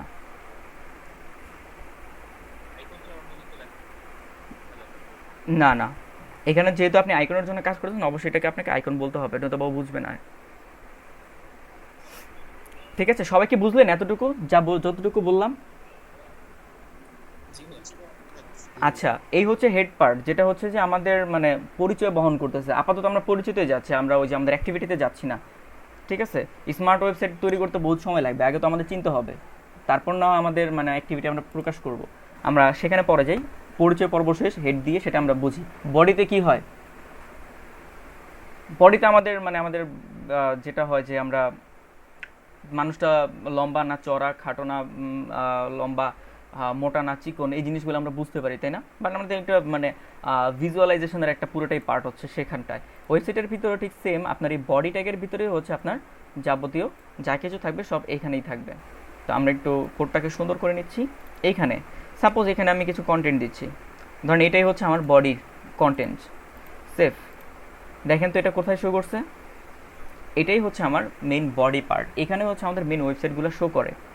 ঠিক আছে, উপরেই শুধুমাত্র আমার হেডের পার্ট, আর এই যে যেই আন্ডারলাইনটা দেখতে পাচ্ছেন সার্চ বার, আর হচ্ছে আপনার এই যে বুকমার্কের বার পরের যেই অংশটা, সেটাই হচ্ছে আপনার পুরোটা বডি পার্ট, একটা ওয়েবসাইটের বডি পার্ট। এইখানেই হচ্ছে আমাদের যত কোড যত কিছু আছে, ইচ অ্যান্ড এভরিথিং সব কিছু এইখানে করার প্রয়োজন হয়, করতে হয়।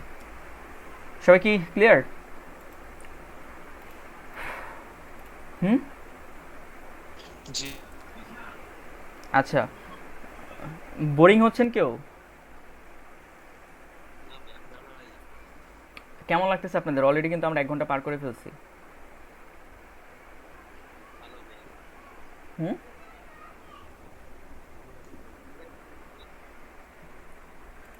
বুঝতেছেন তো সবাই?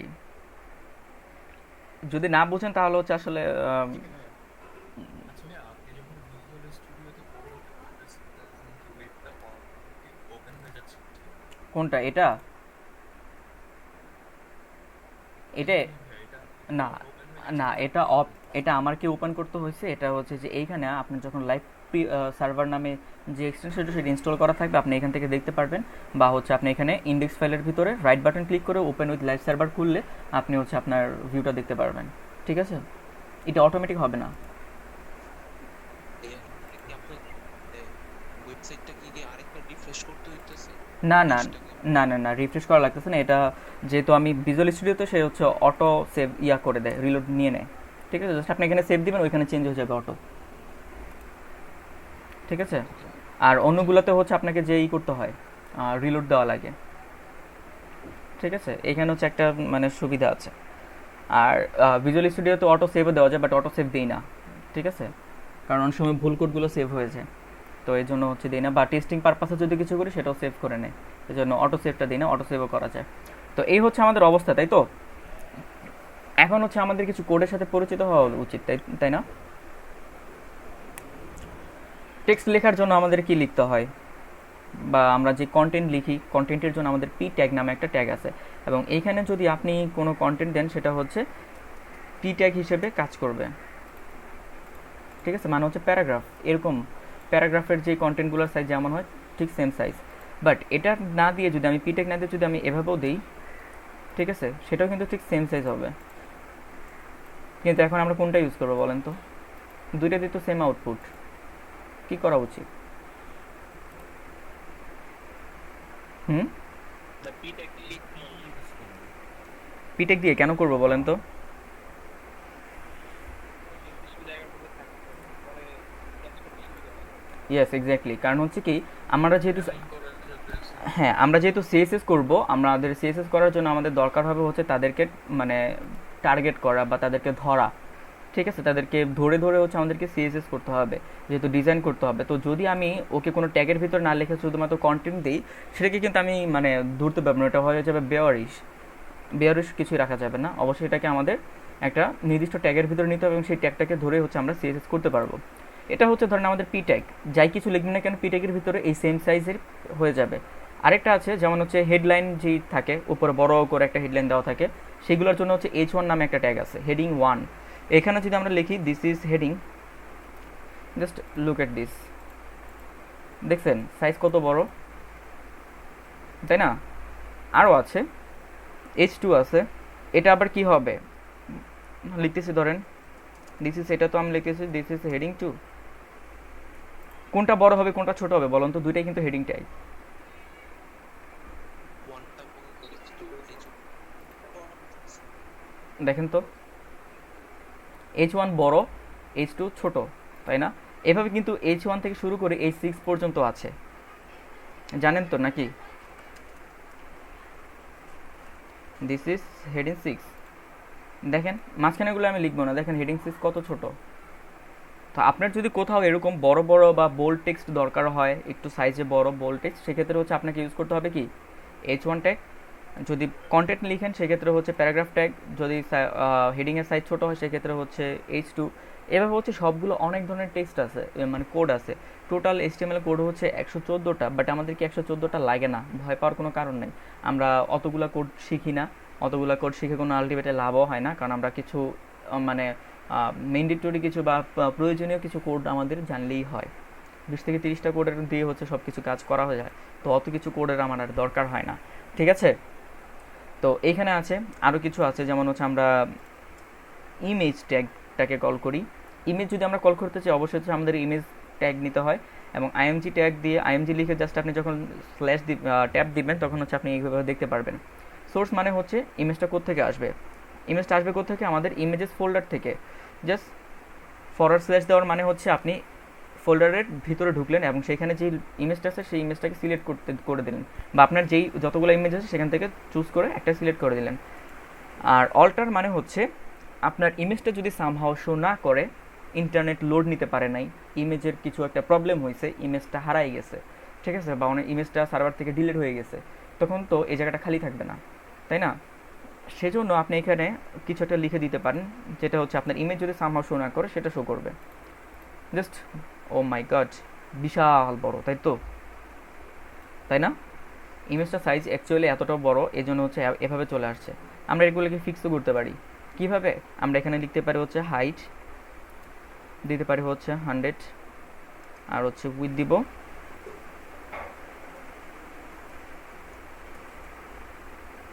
100, হাইট উইথ 100 দিচ্ছি, দেখছেন ছোট হয়ে গেছে না? ছোট কিন্তু হয়ে গেছে।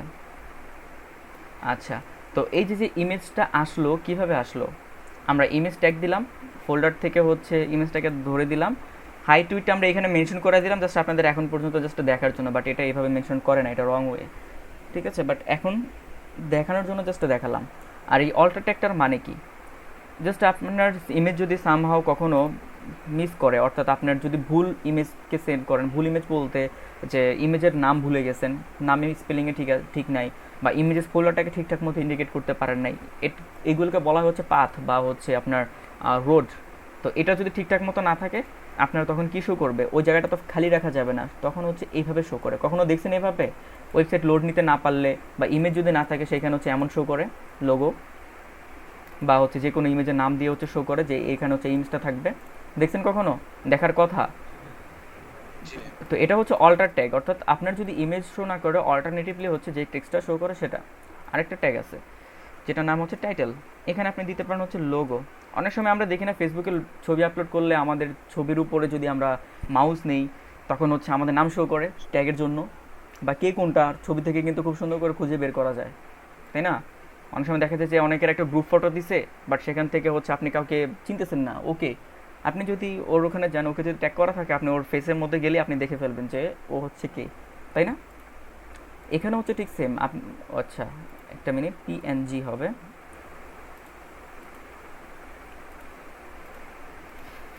তো এখানে যখন আমরা হোভার করব, দেখেন লোগো টাইটেলটা শো করতেছে, তাই না?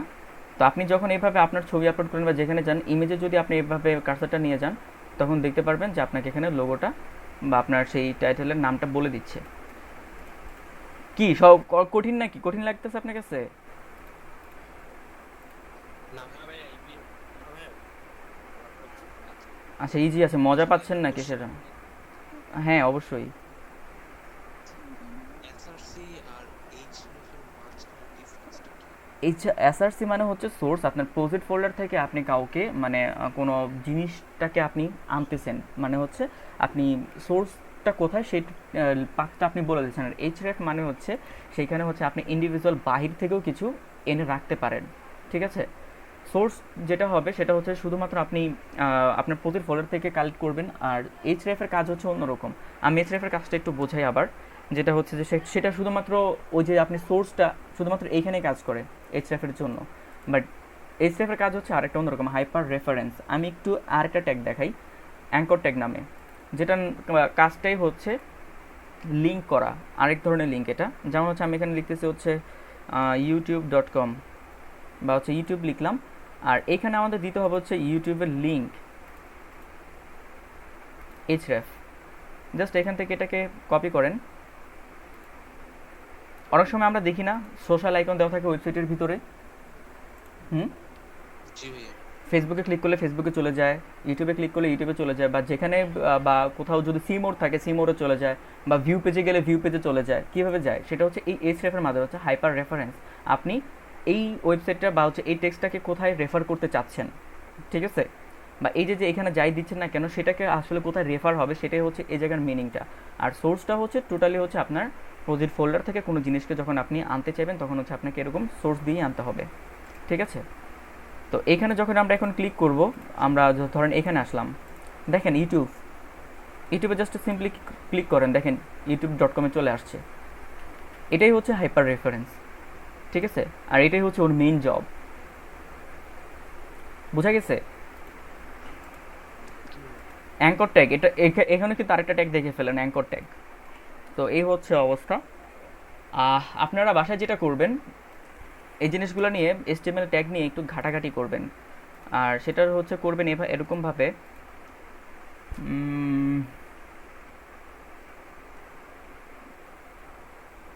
HTML code list W3 school আছে, এখান থেকেও দেখতে পারেন। তারপর হচ্ছে ওয়ে টিউটোরিয়াল html.com, এইসব জায়গাতে গেলে HTML এর যতগুলো কোড আছে সেই কোডগুলো সম্পর্কে একটু দেখতে পারেন, আসলে কোন কোড কী ধরনের কাজ করে, ঠিক আছে? অডিও, এগুলো হচ্ছে নিউ কোড, কেমন কে কার কী কাজ আর কি, অ্যাকচুয়ালি সেই কাজগুলো দেখা যায়। যেমন হচ্ছে সাইট, এত কিছু দরকার হয় না, এই যে কল টল এত কিছু দরকার হয় না, কমান্ড এগুলো লাগে না, কিন্তু আপনারা হচ্ছে এগুলো টুকটাক দেখে রাখবেন। যেমন ডিলেটের মানেটা কি? যখন আপনি এটা দিবেন তখন হচ্ছে এটা মানে মাঝখান দিয়ে দাগ হয়ে যায় অ্যাকচুয়ালি। অনেক ধরনের ট্যাগ আছে। আপনারা যেটা করবেন, এইগুলাকে এখান থেকে না অন্য জায়গা থেকে দেখাই, যেখান থেকে হচ্ছে এক্সাম্পল সহ পাবেন।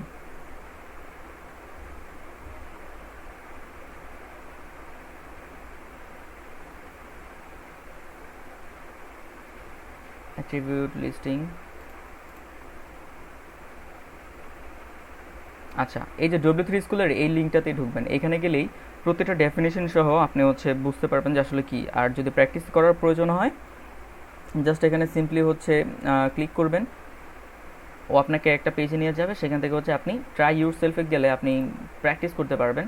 প্র্যাকটিস বলতে কি মানে, ও রিসার্চটা দেখতে পারবেন, সেটা হচ্ছে আপনি এইখানে এসে প্র্যাকটিস করবেন, ঠিক আছে? যেমন হচ্ছে অ্যাড্রেস ট্যাগটা যদি আমি আপনাদের একটু দেখাই দিই, এখানে তো এটা হচ্ছে দ্য এলিমেন্ট, এটা বলা আছে, বাট আপনার দরকার কি অ্যাড্রেসটা, যেমনটা হচ্ছে যে হু লেখা আছে এই জিনিসটা, এই ABBR ওর মানেটা কি? এই যে ABBR মানে হচ্ছে নিচের দিকে দেখছেন একটা ডট চলে আসছে, এই ডটটাই হচ্ছে ওর কাজ, ঠিক আছে? ABBR এর কাজ হচ্ছে এটা। আমি আরেকটু সিম্পলি যদি বুঝাইতে চাই, এখানে যাই আমরা, যেমন হচ্ছে article, area, body, body body, break tag, button. ধরেন হচ্ছে বাটনে যাচ্ছি, বাটন ট্যাগের কাজ কি? জাস্ট এখানে যান, ট্রাই ইউরসেলফে গেলে ওর কোডটা আপনি দেখতে পারবেন আসলে কাজটা কি করে। এই যে দেখেন বাটন ট্যাগটা দেওয়ার পর টাইপ যখন আপনি বাটন দিবেন তখন হচ্ছে আপনি এরকম একটা ভিউ পাবেন, মানে বাটনের মতো কাজ করে, বাটন, জাস্ট সিম্পলি বাটন। আর এখানে জাভাস্ক্রিপ্টের কোড করা আছে, এগুলোকে দেখার দরকার নেই। আপনি জাস্ট বাটন ট্যাগগুলো কীভাবে কাজ করে বা বাটনটা কীভাবে হয় সেই জিনিসগুলো একটু প্র্যাকটিস করবেন, ঠিক আছে? বা HTML এর যে কোডগুলো আছে সেই কোডগুলোই জাস্ট একটু দেখবেন যে কতগুলো কোড আছে। অবশ্য আমরা 3 দিনে অনেকগুলো কোডের সাথে পরিচিত হয়ে যাব কাজ করতে করতে, সেটা কোনো সমস্যা না, ঠিক আছে? আপাতত চলেন আমরা কোডের সাথে পরিচিত হলাম, কয়েকটা কোড দেখলাম, একটা আইডিয়া তো হয়েছে যে কোডগুলো কেমন, তাই তো? আচ্ছা, এখন হচ্ছে আমরা ধরেন একটু CSS এর সাথে পরিচিত হই। CSS কীভাবে করতে হয়? CSSটা যেটা করতে হয়, আচ্ছা আমরা কি সব ডিলিট করে দিছি? থাকুক, এগুলো দরকার আছে আমাদের। CSSটা করার হচ্ছে 3টা ওয়ে। একটা হচ্ছে ইনলাইন CSS, সেকেন্ড হচ্ছে ইন্টারনাল CSS, আর একটা হচ্ছে এক্সটার্নাল CSS। নাম শুনে বোঝা যায় কার কাজ কেমন?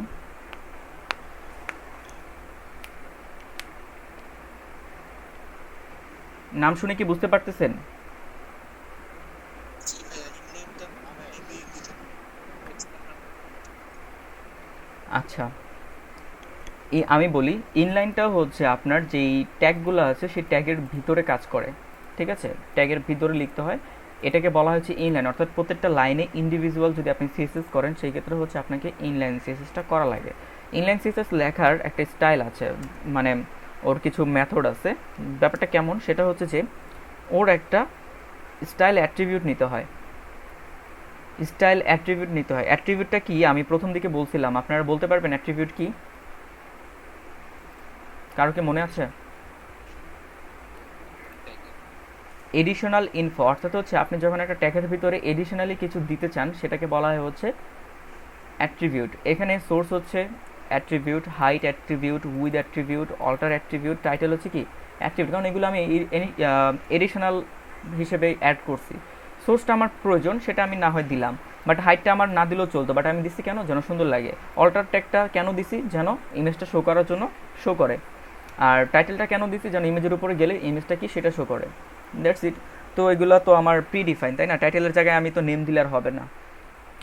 তো এখানেও হচ্ছে আমাদের এবার স্টাইল অ্যাট্রিবিউট কল করতে হবে, এবং সাথে হচ্ছে ইকুয়াল দিয়ে ডাবল কোলন, এবং তার ভিতরে হচ্ছে আমাদের লিখতে হবে CSS। CSS কীভাবে লিখে? আমরা বাংলায় যা বলি বা আমরা মুখে যা বলি তাই। যেমন আমি চাচ্ছি পি এর কালার হবে হচ্ছে রেড কালার, আমি কি বলবো এখানে? কালার। জাস্ট কোলন দিবেন, কোলন দেওয়ার পর আপনি লেখেন হচ্ছে রেড, আপনার এইটা রেড হয়ে যাবে। তো সেটা কিভাবে চলেন একটু দেখি। আমরা পি ট্যাগের স্টার্টিং ট্যাগে যাব এবং সেখানে লিখবো হচ্ছে স্টাইল অ্যাট্রিবিউট। যখন আপনি ইকুয়াল দিবেন অটোমেটিক সেটা ইকুয়াল দিয়ে কোটেশন মার্ক নিয়ে চলে আসবে। এখানে আপনি চাচ্ছেন পি ট্যাগের কালার হোক, আপনি লিখবেন হচ্ছে সিম্পলি কালার, এন্টার দিবেন, তাহলে হচ্ছে কোলন সহ চলে আসবে, এবং সেখানে আপনি লিখেন হচ্ছে রেড, সিম্পলি জাস্ট সেভ করলাম। এখানে আসি, দেখেন আমার পি ট্যাগ কালার কি হয়ে গেল? রেড হয়ে গেল। আপনি চাচ্ছেন S2, এখানে হচ্ছে স্টাইল ট্যাগ দেন, এন্টার। এখানে আপনি চাচ্ছেন কালার হোক, কালার দিয়ে এন্টার দেন। আপনি চাচ্ছেন ওর কালারটা হোক হচ্ছে গ্রিন কালার, ঠিক আছে, বা হচ্ছে ইয়েলো গ্রিন, একটু চোখে লাগবে। দেখেন তো কালার হয়ে গেছে। ইন্টারনাল CSS, ইনলাইন CSS বলে এগুলাকে, এবং অবশ্যই হচ্ছে আপনাকে লাস্টের দিকে সেমিকোলন দিতে হবে। তারপর ধরেন আপনি শুধু কালারের সাথে আরও কিছু অ্যাড করতে চান, সেক্ষেত্রে কী করতে হবে? প্রত্যেকটা CSS লেখার পর আপনাকে হচ্ছে কোলন দিতে হবে, তারপর হচ্ছে নেক্সটটাতে লিখতে হবে। এবার চলেন আমি হচ্ছে একটু বড় করব, সাইজ বড় করব। যেহেতু এগুলো টেক্সট, আপনাকে লিখতে হবে ফন্ট সাইজ, এখানে লেখানো হচ্ছে 30 পিক্সেল, সেভ। দেখছেন বড় হয়ে গেছে। অবশ্যই কিন্তু আপনাকে এই যে কোলন দিতে হবে। আপনি যদি এখানে ধরেন আমি সেমিকোলনটা দেই নাই, একটাও পাবে না, একটাও পাবে না। অবশ্যই আপনাকে সেমিকোলন দিতে হবে, অর্থাৎ আপনাকে এটা হচ্ছে কোডের মধ্যে আপনাকে লিখতেই হবে, এটা না দিলে পরেরটা আর রিড হবে না। দ্যাটস ওয়াই হচ্ছে কোলনটা অবশ্যই দিতে হবে। দেখেন এবার রেড কালার নিয়ে হচ্ছে ফন্ট সাইজ 30 পিক্সেল হয়ে গেছে, তাই না? আসলে এগুলাকে কি বলা হয়, এই যে আমি স্টাইলটা লিখলাম, এই যে কালারটাকে বলা হয় হচ্ছে প্রপার্টি, এবং প্রপার্টি হিসেবে যেটাকে দেওয়া হয় সেটাকে বলা হয় হচ্ছে ভ্যালু। ক্লিয়ার? একটা হচ্ছে প্রপার্টি, একটা হচ্ছে ভ্যালু। বুঝতে পারছেন? জি ভাইয়া। কার কোনো কনফিউশন আছে?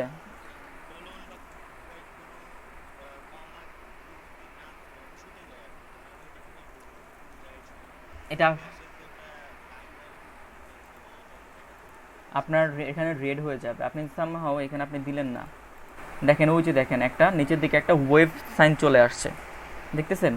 বোঝাই যাচ্ছে এখানে প্রবলেম আছে। বা আপনি যদি এখানে কোলনটা দেন নাই, দেখেন ওই যে রেড কালার চলে আসছে, এবং এই যে এখানে দেখেন অলরেডি রেড হয়ে গেছে, মানে আপনার কোডে কোথাও না কোথাও ভুল আছে। জাস্ট এখানে এটা দিয়ে দেন। তারপরও কিন্তু এখন পর্যন্ত কিন্তু ভুল আছে, এই যেখানে শো করছে। ভুলটা কি? আপনার এখানে রেডের পর আপনার কোলনটা দেওয়া হয় না, জাস্ট দিয়ে দেন, কোনো ভুল নেই। আপনি যদি কোনো সেমিকোলন বা কোলনে ভুল করেন বা কোনো কোটেশন মার্কে ভুল করেন, আপনাকে এখানে অলরেডি রেড দেখাই দিবে। এটাই হচ্ছে কোড এডিটরের সব থেকে বড় সুবিধা। বুঝা গেছে? জি ভাইয়া। কথা বলেন, সবাই কথা বলেন, আমি টায়ার্ড হয়ে গেছি। আপনার সাথে একটু কথা বলে একটু হালকা হই।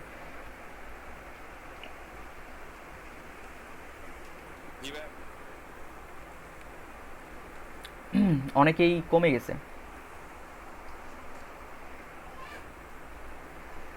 বুঝছেন তো? সবাই কমেন্ট করেন, কার কথা না বলে তো আমি বুঝবো না কিছু। একজন দুইজন বলে কি আমি সবার সাথে যেহেতু ক্লাস করতেছি সবার সাথে কথা বলতে হবে, একজন দুইজন নিয়ে তো আর ক্লাস করি না।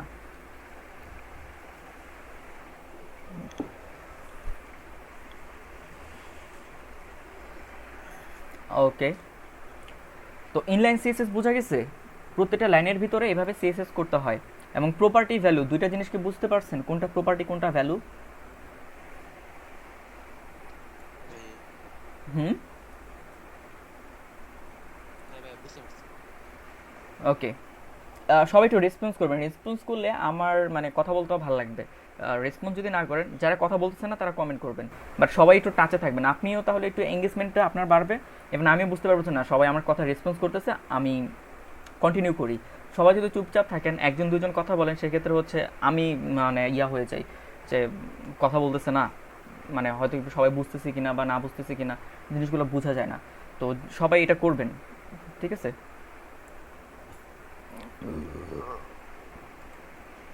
ওকে, তো ইনলাইন সিএসএস আমরা বুঝলাম। আমরা আরেকটা সিএসএস দেখি যেটাকে বলা হচ্ছে ইন্টারনাল সিএসএস। ইন্টারনাল সিএসএস নাম শুনে আমরা বুঝতেছি যেটা হচ্ছে যে মানে অন্তর্বর্তী, তাই তো? অন্তর্বর্তী সিএসএস বলতে আবার কি বোঝায়? সেটা হচ্ছে আপনার এই এইচটিএমএল ফাইলের ভিতরেই আপনি কোড করবেন, but not in the inline. ঠিক আছে? প্রত্যেকটা লাইনের ভিতরে কোড করবেন, সবগুলো কোড এক জায়গায় করতে পারবেন। প্রত্যেকটা লাইনের ভিতরে কোড করা কতটা পেইন, কতটা মানে যুক্তিসঙ্গত মনে হয়, একটুও না। প্রত্যেকটা লাইনের ভিতরে যে কোড করা এটা কখনোই গুড প্র্যাকটিস না। আমরা হেডের ভিতরে আসবো। এবার হচ্ছে আমরা স্টাইল ট্যাগ ইউজ করব। আমরা স্টাইল ট্যাগ ইউজ করব, ট্যাগ এর ভিতরে আমরা হচ্ছে কাজ করতে পারবো। কিভাবে কাজ করব? এবার হচ্ছে আমাদের মেইন কাজ, যেটা হচ্ছে আমাদের প্রত্যেকটি জিনিসকে আলাদাভাবে সিলেক্ট করতে হবে, ধরতে হবে, এবং ধরে ধরে আমাদেরকে এবার সিএসএস করতে হবে। যেমন আমি তখন H1কে যখন আমি সিএসএস করতে আসছিলাম তখন কি করছি, H1 এর ভিতরেই আমি কোড করছি, কালার দিছি, এবং হচ্ছে ফন্ট সাইজ বাড়াই দিছি। পি ট্যাগের ভিতর ঠিক সেম, বাট এখন তো আমরা এখানে করতেছি না, আমরা করবো এইখানে। বাট এইখানে আমরা বুঝবো কিভাবে যে H1কে ধরতে হবে? জাস্ট H1কে কল করবেন, এখানে এভাবে লিখবেন, সেকেন্ড ব্রেকেট দিতে হবে। এবার আপনাকে দিতে হবে হচ্ছে মানে প্রপার্টি কালার। প্রপার্টি দিচ্ছে হচ্ছে আমি, এবার হচ্ছে আমাকে ভ্যালু দিতে হবে, ভ্যালু দিচ্ছে হচ্ছে আমি রেড ভ্যালু। সেফ। দেখি এবার দেখছেন H1 কালার হয়ে আসছে।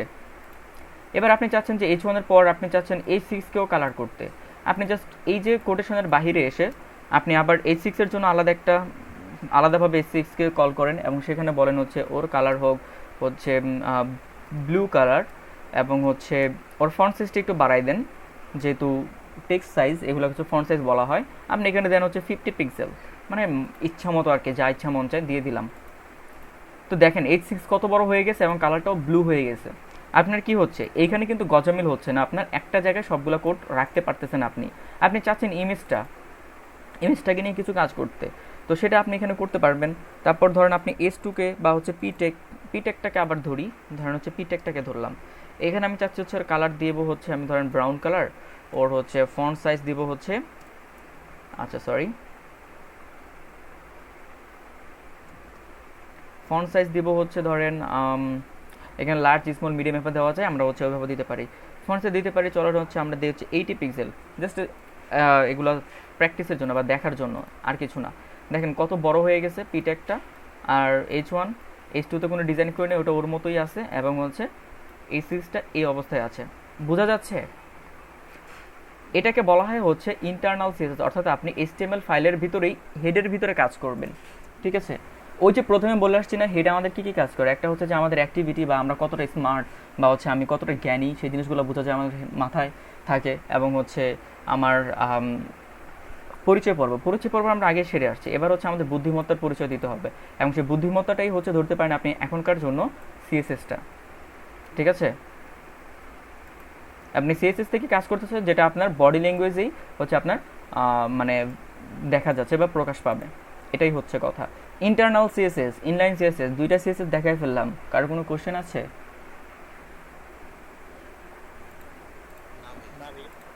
না ভাই, সবাই বুঝছেন? ক্লিয়ার? জি ভাই clear। ওকে, তো চলেন এবার হচ্ছে আমরা নেক্সট ওয়ানে যাই। আচ্ছা, এখানে হচ্ছে আরেকটা কথা বলি। আমরা ধরেন একটা ওয়েবসাইটের ভিতরে তো আমার H1 একবার আসবে না, H1 আমার কয়েকবার আসতে পারে। ধরি আমার 3বার একটা ওয়েবসাইটে H1 আছে, ঠিক আছে? তো দেখেন এবার 3টা H1-এ কিন্তু রেড কালার হয়ে গেছে, তাই না? কারণ কি, আমি H1-কে বলে আসছিলাম কালার রেড। কিন্তু এখন যদি আমার দরকার হয় যে না আমি মাঝখানেরটাকে আমি বা আমার একটাই রেড কালার হোক বাকি দুইটা ব্ল্যাক কালার হোক, আমি এটা কিভাবে করব, তাই না?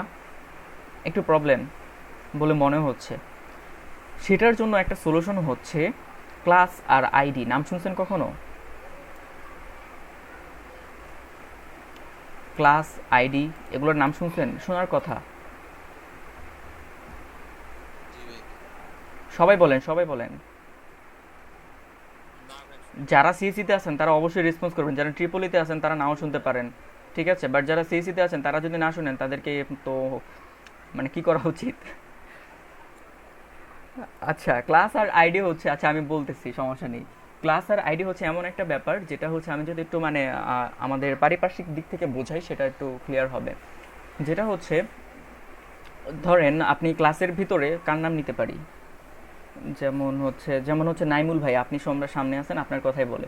যেমন হচ্ছে আপনি নাইমুল, আপনি আছেন আপনার ক্লাসে বা আপনার ডিপার্টমেন্টে, আপনার নাইমুল আছেন 5 জন, ঠিক আছে?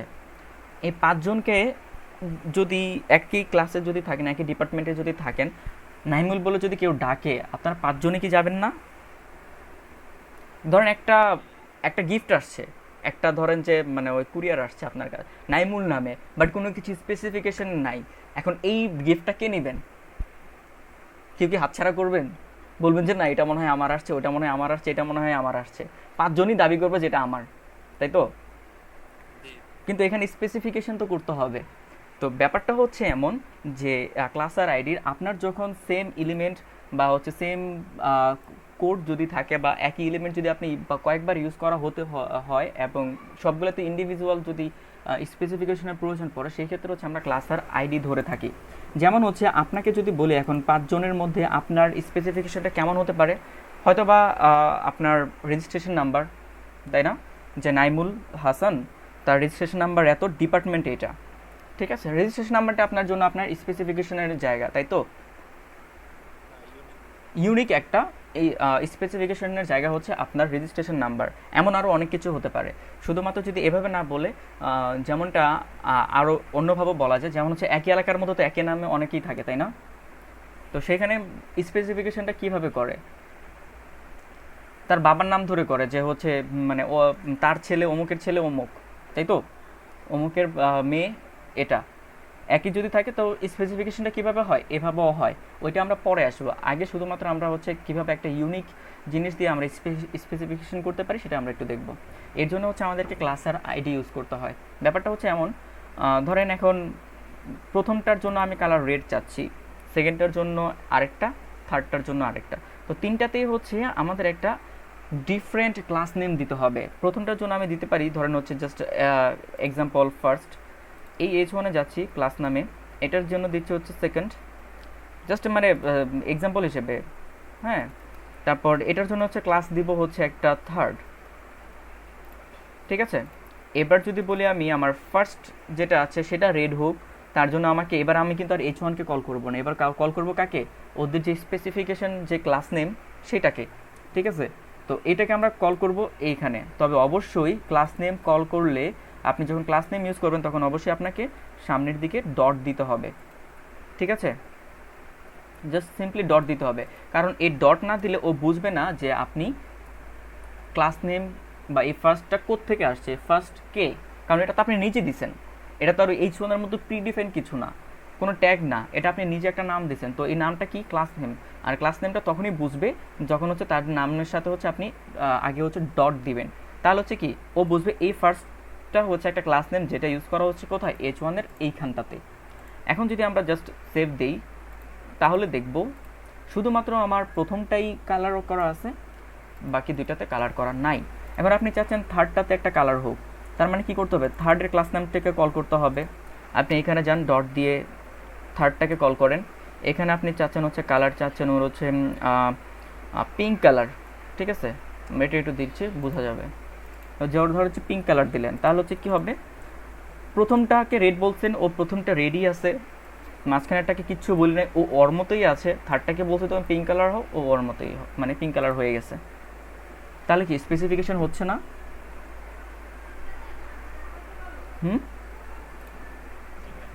বুঝা গেছে ব্যাপারটা? এবার কি সবাই ক্লিয়ার ব্যাপারটাতে যে কিভাবে স্পেসিফিকেশন করতে হয়, ক্লাস কি? আচ্ছা, সেম এজ কিন্তু আইডিও, ক্লাস যে কাজ করে আইডিও ঠিক সেম কাজ করে, ঠিক আছে, বাস একটু ডিফারেন্স আছে।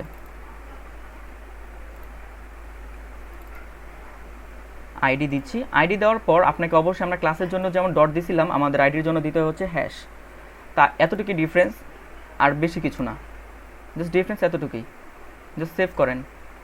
আপনাকে যদি আইডি ইউজ করেন তাহলে অবশ্যই আপনাকে হ্যাশ দিতে হবে, তাছাড়া পাবে নাও। আপনি এখানে আইডি দিয়ে রাখছেন, বাট আপনি এখানে যদি ডট দেন সেটা আর কাজ করবে না। অবশ্যই আইডির জন্য হ্যাশ আর ক্লাসের জন্য ডট, ওকে।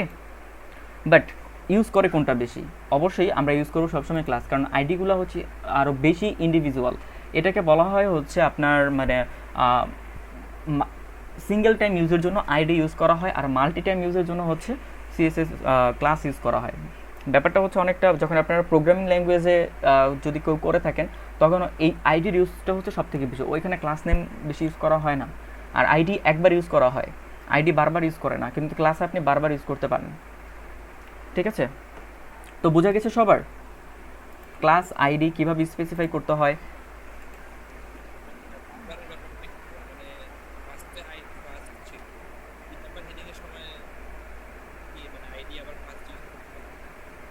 পারবেন না, না আইডি আপনি একবারই কল করতে পারবেন। যেমনটা যদি আমি আইডি যদি আমি এখানে ফার্স্ট দিই তাহলে ফার্স্ট আইডি শুধু ফার্স্টেই থাকবে, এই আইডি আর কোথাও ইউজ হবে না, ঠিক আছে।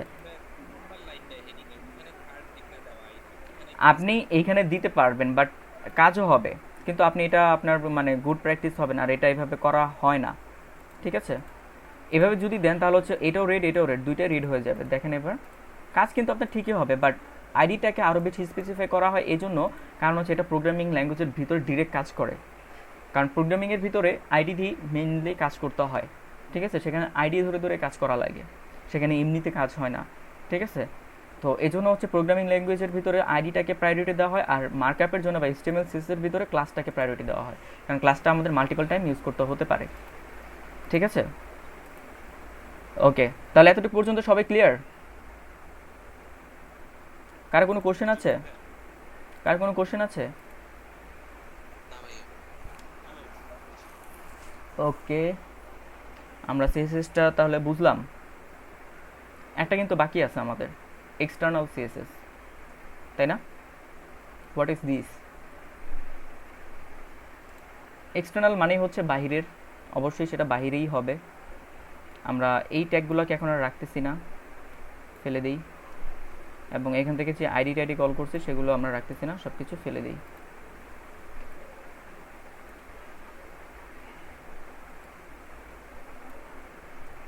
আমরা আগের জায়গায় চলে আসলাম, ঠিক আছে? সব কিছু আগের মতো আছে, নর্মাল, খুবই সিম্পল। আমরা এখন যেটা করব, এক্সটার্নাল সিএসএসটা দেখব। এক্সটার্নাল সিএসএস মানে হচ্ছে আমরা সিএসএস ফোল্ডারের ভিতরে আমরা style.css নামে একটা ফাইল করে আসছিলাম, তাই না? এটাই হচ্ছে আমাদের এক্সটার্নাল সিএসএস ফাইল। এখানেই হচ্ছে আমরা সবগুলো সিএসএস করব। আমরা হেডটাকেও ভারী করব না, আমাদের ইনলাইনের ভিতর অর্থাৎ প্রত্যেকটা লাইনে যেও আমরা সিএসএস করব না, আমরা এইখান থেকে ডিরেক্ট সিএসএস করব। যেমনটা হচ্ছে আমরা আবার ঠিক সেম এজ আমরা h1 কে কল করে ওর জন্য দেব হচ্ছে কালার রেড, ঠিক আছে? Just simple. কাজ করে? করে না, কারণ হচ্ছে কি, আপনাকে যখন আপনি এক্সটার্নালি কাজ করবেন আপনাকে আরেকটা কাজ করতে হয়, যেটা হচ্ছে যে লিঙ্ক করতে হবে সিএসএসটাকে। এবার আসেন, ট্যাব দিলাম। আগের বার আমাদের লিঙ্কের ভিতরে কি ছিল? রিলেশন ছিল, আইকন। আর এবার আমাদের কি রিলেশন কি হবে? আমাদের উদ্দেশ্য কি? সিএসএস করা। দ্যাট মিনস হচ্ছে রিলেশন স্টাইল শিট।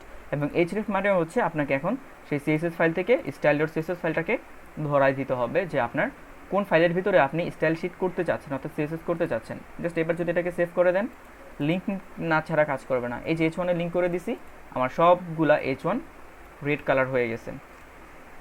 বুঝা গেছে? এক্সটার্নাল সিএসএস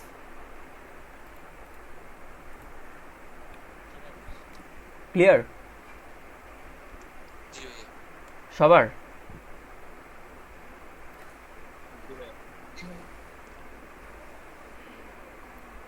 ওকে, সবাই বুঝলে তো খুবই ভালো কথা, ইজি হয়ে গেল অনেক কিছু।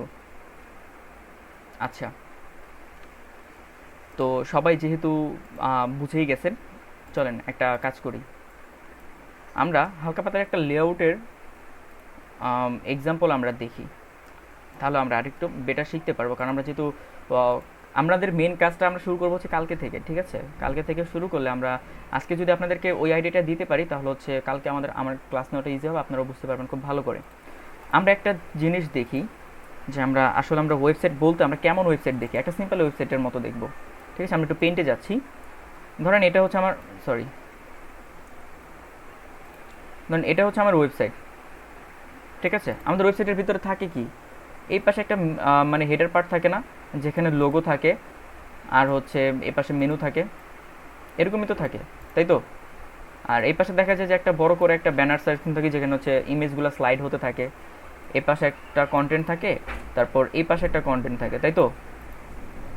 তাই না?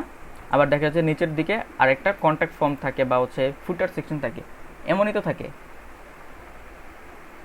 এটা জাস্ট একটা সিম্পল একটা লেআউট, এমনই তো হয় নাকি?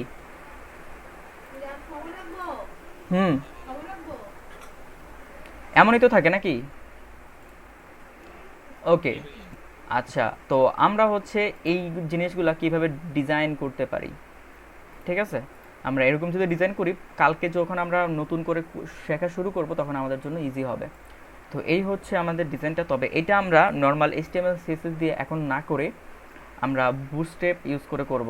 বুটস্ট্র্যাপ ইউজ করার আগে আমরা একটু হালকা পাতলা একটা আইডিয়া নিব কিছু জিনিস সম্পর্কে। যেমন হচ্ছে আমাদের কিছু জিনিসের দরকার হয় ট্যাগ, যেমন হচ্ছে হেডার, মানে হচ্ছে হেডার সেকশনটাকে কল করার জন্য, এই যে হেডার সেকশনটা সেটাকে কল করার জন্য আমাদের একটা ট্যাগ আছে যেটাকে বলা হচ্ছে হেডার ট্যাগ, এবং এটা হচ্ছে HTML5 এর ট্যাগ। এটা আগে ওই যে আমরা যেভাবে ক্লাস নিয়েছি না, সেভাবে ক্লাস নিয়ে করতে হতো, বাট পরবর্তীতে এটাকে হেডার বানাই দিছে। তারপর আমাদের ট্যাগ আছে হচ্ছে যেমন আর্টিকেল, যেখানে হচ্ছে কন্টেন্ট শো করে। তারপর হচ্ছে ন্যাভ মানে হচ্ছে নেভিগেশন, অর্থাৎ মেনু আইটেমগুলো যেখানে শো করে সেটাকে হচ্ছে ন্যাভ ট্যাগ বলা হয়। তারপর হচ্ছে এভাবে কিছু জিনিসের স্পেসিফিকেশন দরকার হয়। এগুলো সব কিছু ছাপায়া আমাদের একটা জিনিস বেশি দরকার, দুইটা জিনিস, একটা হচ্ছে সেকশন আর একটা হচ্ছে ডিভ। দুইটা জিনিসের কাজটা কি? এই দুইটা জিনিস কিন্তু সেম। আমরা ওই যে ক্লাস আর আইডি কল করে আসছি, দেখে আসছি না ক্লাস আর আইডি, এখানেও ঠিক সেম কাজ। আমাদের একটা ওয়েবসাইটের সেকশন থাকতে পারে অনেকগুলা, হেডার সেকশন, তারপর হচ্ছে ব্যানার সেকশন, থাকতে পারে কন্টেন্ট সেকশন, থাকতে পারে সার্ভিস সেকশন, থাকতে পারে ওয়ার্ক সেকশন, তারপর থাকতে পারে অ্যাবাউট সেকশন, থাকতে পারে কন্ট্যাক্ট সেকশন। অনেকগুলো সেকশন হয় না, তাই তো? অনেকগুলো সেকশন হয়। সেই সেকশনগুলোকে আমরা এরকম সেকশন ট্যাগের ভিতরে নিয়ে আমরা এইভাবে ক্লাস নেম দিতে পারি আলাদা করে। যেমন হচ্ছে আমরা যদি বলি যে হেডার, তাহলে হচ্ছে হেডার নিতে পারি, তাহলে হচ্ছে আমরা হেডারকে ধরলে আমাদের সেকশনগুলো স্পেসিফাই হয়ে যাচ্ছে। আমাদের এখন যতগুলো সেকশন হোক না কেন, আমরা শুধু সেকশনটাকে কল করব আর হচ্ছে আমাদের মানে ক্লাস নেমটা চেঞ্জ করে দেবো। এটাকে বলতে পারে হচ্ছে আমাদের ব্যানার সেকশন, অর্থাৎ যেখানে ইমেজ শো করে। তারপর আরও সেকশন হতে পারে যেখানে হচ্ছে আমাদের কন্ট্যাক্ট ফর্ম থাকে, আমরা লিখতে পারি হচ্ছে কন্ট্যাক্ট। আচ্ছা যাই হোক, স্পেলিং মিস্টেকগুলো একটু মানে ইগনোর করি আমরা। তো এইভাবে করতে পারি। এটা হচ্ছে সেকশনগুলো আমরা আলাদা করতেছি। ডিভের কাজ কখন?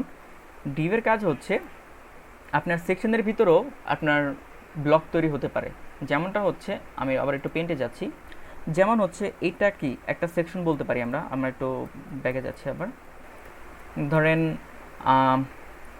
এটা হচ্ছে আমার হেডার সেকশন, একটু বড় করে নেই। হেডার সেকশনের ভিতরে আমার এই পাশে থাকবে লোগো আর এই পাশে থাকবে কি মেনু। তার মানে কি আমার এইখানে আছে আবার দুইটা ডিভিশন হচ্ছে না?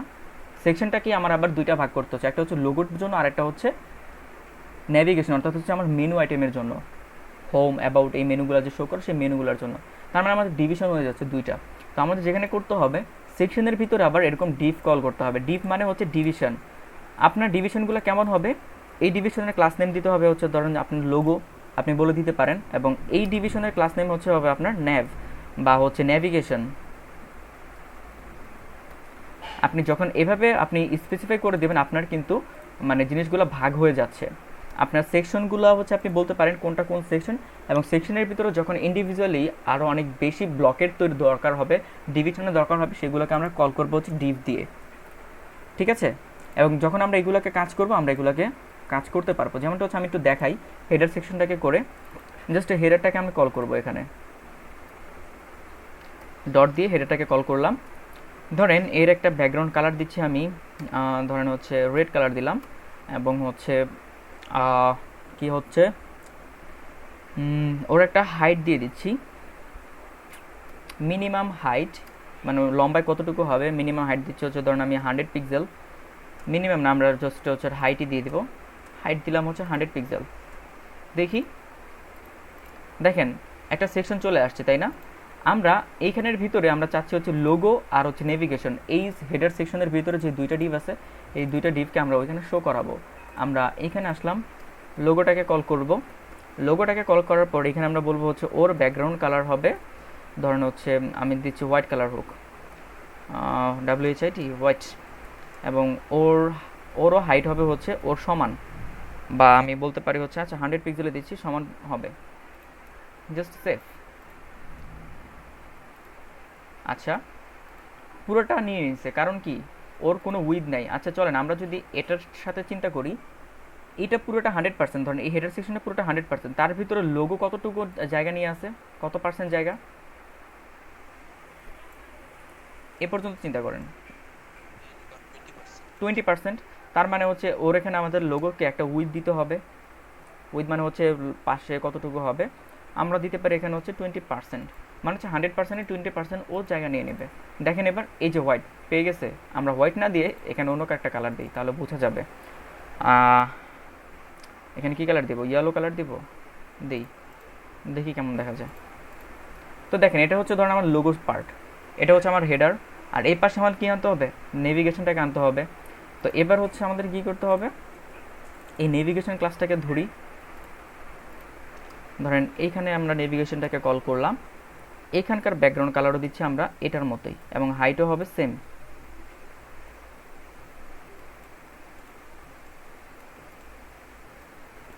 হাইটটাও হবে সেম, আমরা সেম দিয়ে দিচ্ছি, এবং উইথটা কতটুকু হবে সেটা একটু বলি। এটার উইথটা কতটুকু হবে? এখান থেকে যতটুকু দেখা যাচ্ছে আমরা বলতে পারি যে হচ্ছে 50%। তাহলে হচ্ছে 50, 20, 70 আর 30% জায়গা হচ্ছে এই মাঝখানটাতে জায়গা খালি হিসেবে থাকবে। তো আমরা এখানে যেটা করব, ওর উইথ দিয়ে দেবো হচ্ছে 70%।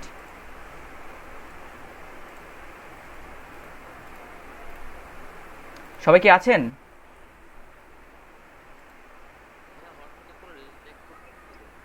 জি ভাই, তোমার মনে হয় ডিস্টার্ব করতেছে। ডিস্টার্ব করতে কারেন্ট চলে গেছিলো, আবার চলে আসছে সাথে সাথে। এখন বুঝা গেছে। হ্যাঁ রেকর্ড চলতেছে, আমি এর জন্য কথা স্টপ করি না, কারেন্ট চলে আসছে দেখেন, রেকর্ড স্টপ করি নাই। ওকে, তো এখানে দেখেন আমরা হচ্ছে এই পার্টটাকে ডিজাইন করব এখন। শুনেন শুনেন, আমরা হচ্ছে নেভিগেশনটাকে হচ্ছে ডিজাইন করব, এই পাশে নিয়ে আসব। এটা কতটুকু উইথ দেওয়া আছে মনে হচ্ছে আপনাদের? এর মাঝখানে জায়গাটা ফাঁকা থাকবে, এটা হচ্ছে ফাঁকা জায়গা। 50 ধরতে পারি, তাহলে 50 20 70 হবে, আর মাঝখানে 30% জায়গা ফাঁকা থাকবে। আমরা হচ্ছে এখানে 70% দিছি 100 পিক্সেল উইথ, আর হচ্ছে কালারটা আমরা চেঞ্জ করেই দিই। আমরা হচ্ছে এখানে দিতে পারি হচ্ছে গ্রিন কালার।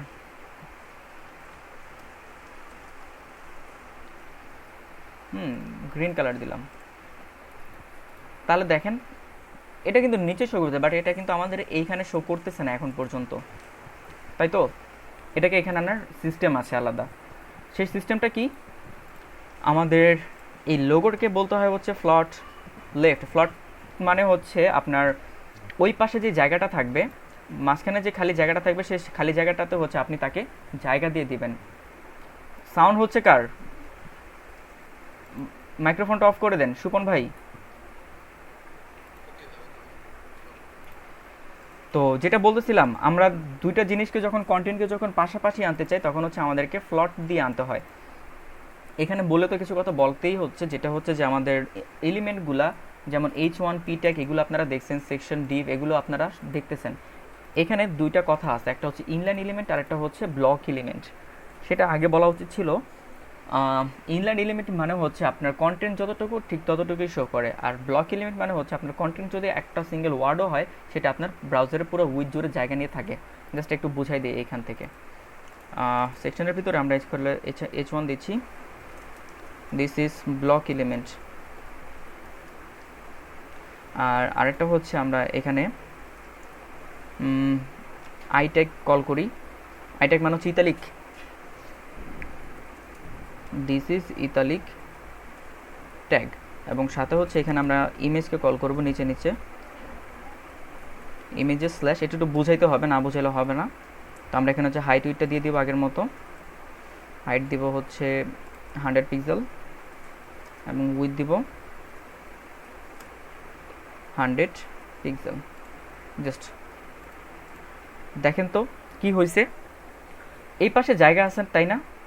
H1 এর এই পাশটা কিন্তু পুরোটাই ফাঁকা পড়ে আছে, কিন্তু আমার এই কন্টেন্টগুলো কেন ও নিচে পাঠিয়ে দিছে? আমি আরেকটা H1 কল করি বেটার বোঝানোর জন্য। দুইটা H1 দিলাম। তো দেখেন দুইটা H1 পাশাপাশি, মানে পাশাপাশি শো না করে ওটা কিন্তু নিচে নিচে শো করতেছে, কিন্তু ইতালিক ট্যাগ আর হচ্ছে ইমেজ ট্যাগ দুইটা কিন্তু পাশাপাশি আছে। হোয়াই? এটাই হচ্ছে ইনলাইন এলিমেন্ট, আর একটা হচ্ছে ব্লক এলিমেন্ট। ব্লক এলিমেন্ট মানে হচ্ছে আপনার কন্টেন্ট যতটুকু হোক না কেন ও পুরো জায়গাটা জুড়ে থাকবে, আর ইনলাইন মানেই হচ্ছে আপনার কন্টেন্ট যতটুকু সে ততটুকু জায়গা নিয়েই থাকবে। অর্থাৎ তার পাশে যদি ফাঁকা জায়গা থাকে, সেই জায়গাগুলো সে ছেড়ে দিবে অন্য কারোকে জায়গা দেওয়ার জন্য। এটা একটা ইন্সপেক্ট এলিমেন্টের সাথে আপনাদের একটু পরিচয় করাই দিই আজকে। আপনার হচ্ছে এটা দিয়ে আপনি আরও ফাস্ট কাজ করতে পারেন। জাস্ট রাইট বাটন ক্লিক করে ইন্সপেক্ট করবেন, আপনার এরকম একটা পপআপ চলে আসবে। অবশ্য প্রথমে আপনাদের এমন থাকবে না, প্রথমে আপনাদের থাকবে এমন, ঠিক আছে? এমন থাকবে, মানে নড়াচড়া করবে না। আমি ওইভাবে কাজ করি, তাহলে হচ্ছে কাজগুলো আর একটু ইজিতে করা যায়। যেটা হচ্ছে এখানে ক্লিক করে আপনার এই যে নিউ উইন্ডো রাইট সাইডে শো করাতে পারেন এভাবে, আবার চাইলে হচ্ছে লেফট সাইডে শো করাতে পারেন, তবে আমি প্রেফার করি হচ্ছে এভাবে, এটা আমার কাছে সুবিধা লাগে। আচ্ছা, কারণ এটা হচ্ছে যে কোনো জায়গায় এভাবে নাড়াচাড়া করানো যায়। তো আসলাম এখানে, তো দেখেন যেটা করতেছি, আমরা এখান থেকে ক্লিক করে আমরা প্রত্যেকটা এলিমেন্টকে আমরা দেখতে পারি ও আসলে কতটুকু জায়গা নিয়ে আছে। এখানে আমি H1 এর সাথে ক্লিক করব, এখানে ক্লিক করে H1 এ ক্লিক করলে আমার H1টা সিলেক্ট হবে। এখানে দেখেন ওকে বলা আছে display block. Display block means হচ্ছে ও পুরো জায়গাটাকেই ব্লক করে রাখবে। ওর কন্টেন্ট যদি আমি একটা ওয়ার্ডও দিই, ও পুরো জায়গাটাকে ব্লক করে রাখবে। আবার আমি যদি পুরোটা দিই, সে পুরোটাই নিয়ে নেবে। মানে ওর ফাঁকা জায়গাতে কোনো কাউকে আর জায়গা দিবে না। H1 এর ধর্মেও যেমন H1 P ট্যাগ এরকম অনেকগুলো ব্লক এলিমেন্ট আছে। কিন্তু আবার আমি যখন আই ট্যাগে আসতেছি, দেখেন আই ট্যাগ কতটুকু শো করতেছে, যতটুকু ওর জায়গা আছে ঠিক ততটুকুই। আবার ইমেজ ট্যাগ যতটুকু ওর কন্টেন্ট ঠিক ততটুকুই জায়গা শো করতেছে। বোঝা গেছে ব্লক এলিমেন্ট আর ইনলাইন এলিমেন্ট?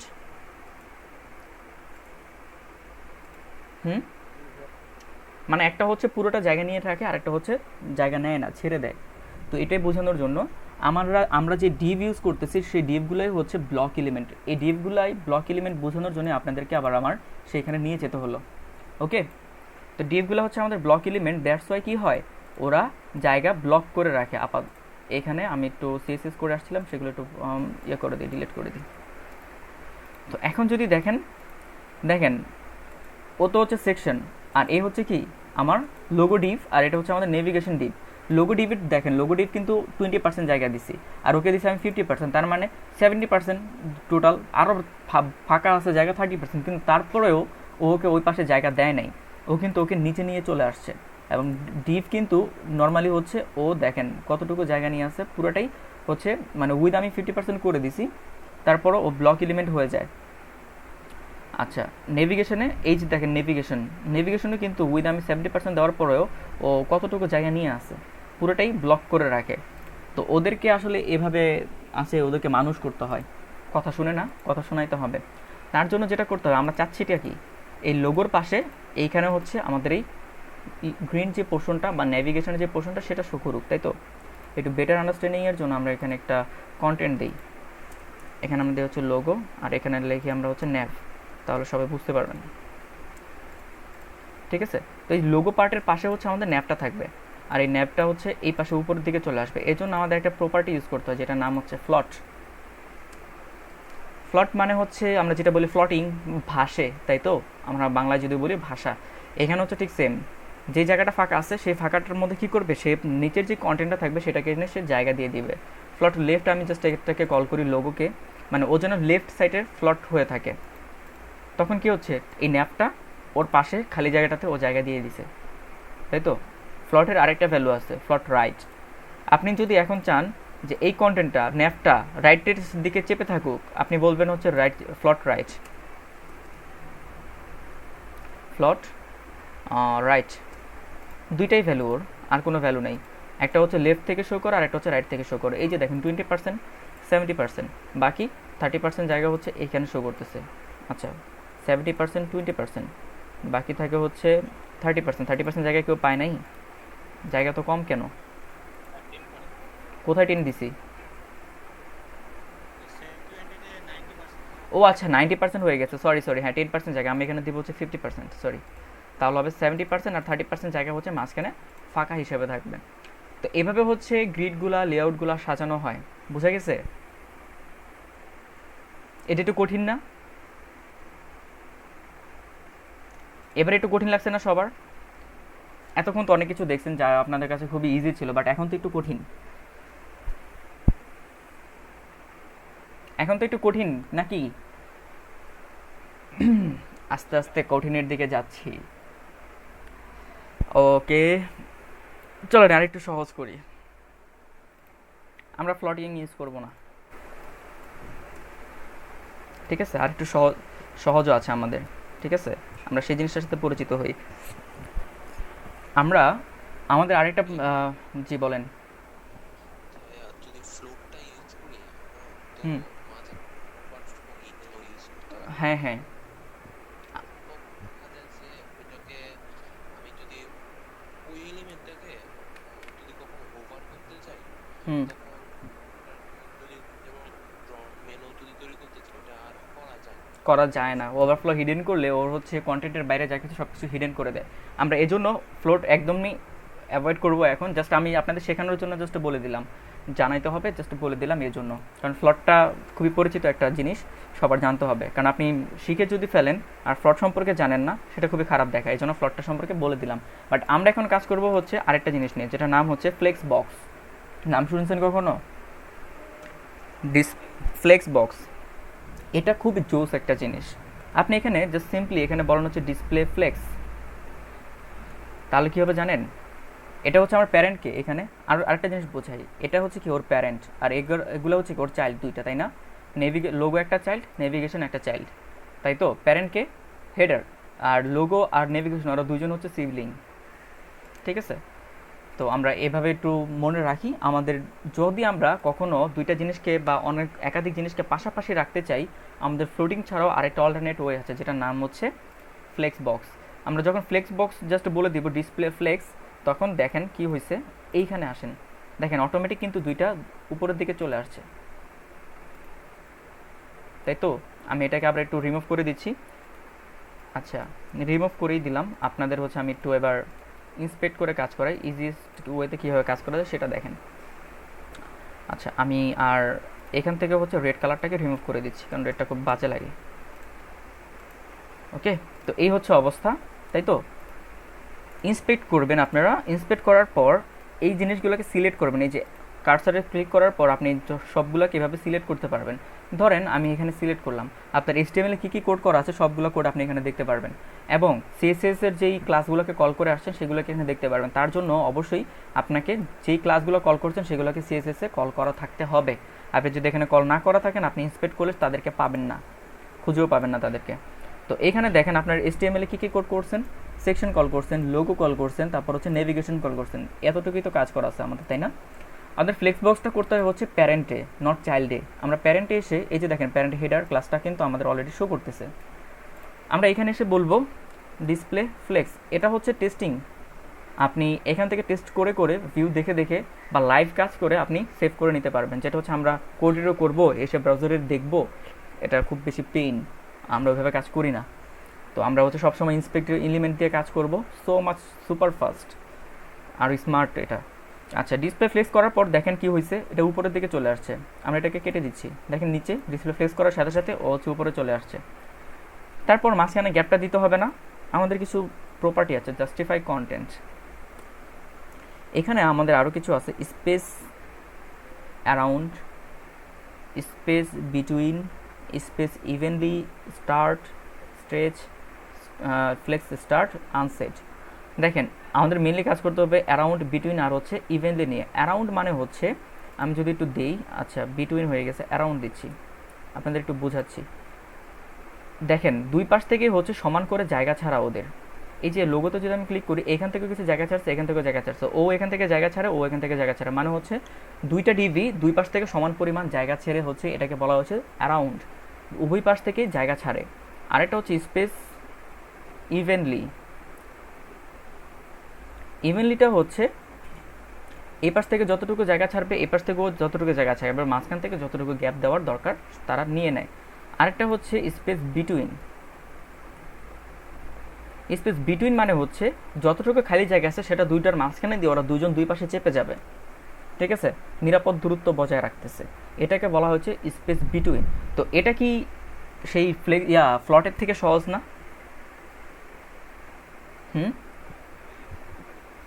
এটা কিন্তু ফ্লটিংয়ের থেকে সহজ, আর এটা এখন চলতেছে বেশি, আর এটাই হচ্ছে মানে CSS3 লেটেস্ট আপডেটের মধ্যে একটা। আচ্ছা, এখানে যে ক্লাসগুলো করলাম, CSSগুলো করলাম, আমরা কি এগুলো এভাবে ফেলে রাখবো? না, আমরা এগুলোকে কপি করে নিতে পারবো। আমরা চাইলে এখান থেকে এভাবে কপি করে আমাদের এখানে এসে পেস্ট করতে পারি। আবার চাইলে আমাদের এই যে দেখেন style.css নামে লেখা আছে, জাস্ট এখানে ক্লিক করেন, আপনার style.css এ যা যা করা আছে সব কিছু এখানে আছে। জাস্ট সিম্পলি Ctrl+A দিয়ে Ctrl+C করবেন, মানে copy, all select copy. CSS ফাইলে যাবেন, Ctrl+A দিয়ে Ctrl+V, মানে ওভাররাইট করে পেস্ট করে দিলেন। কাজ সহজ হয়ে গেল না? কাজ কিন্তু সহজ। কি এবার কি একটু সহজ লাগছে ফ্লটিং এর থেকে? ওকে, কেমন লাগতেছে আপনাদের? বোরিং? না ভাইয়া।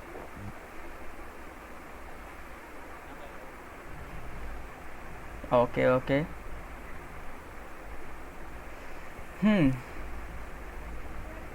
ওভারলোড হয়ে যাচ্ছেন, মাথায় নিতে পারবেন নাকি কালকে আবার শুরু করব?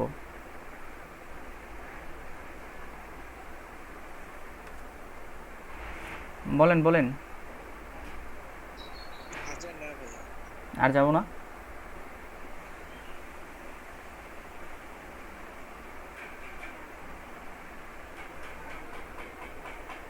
একটা মিনিট। হ্যালো, আসসালামু আলাইকুম। হ্যালো, আসসালামু আলাইকুম। হ্যালো,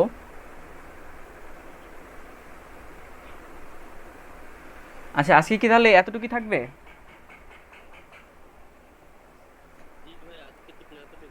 কি কি দেখলেন এখন পর্যন্ত? কেউ একজন বলেন তো।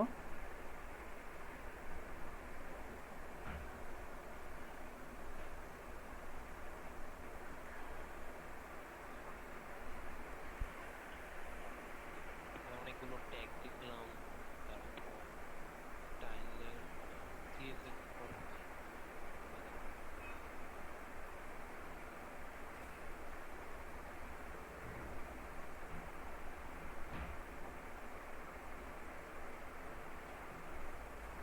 আচ্ছা, আর কি কি দেখছেন?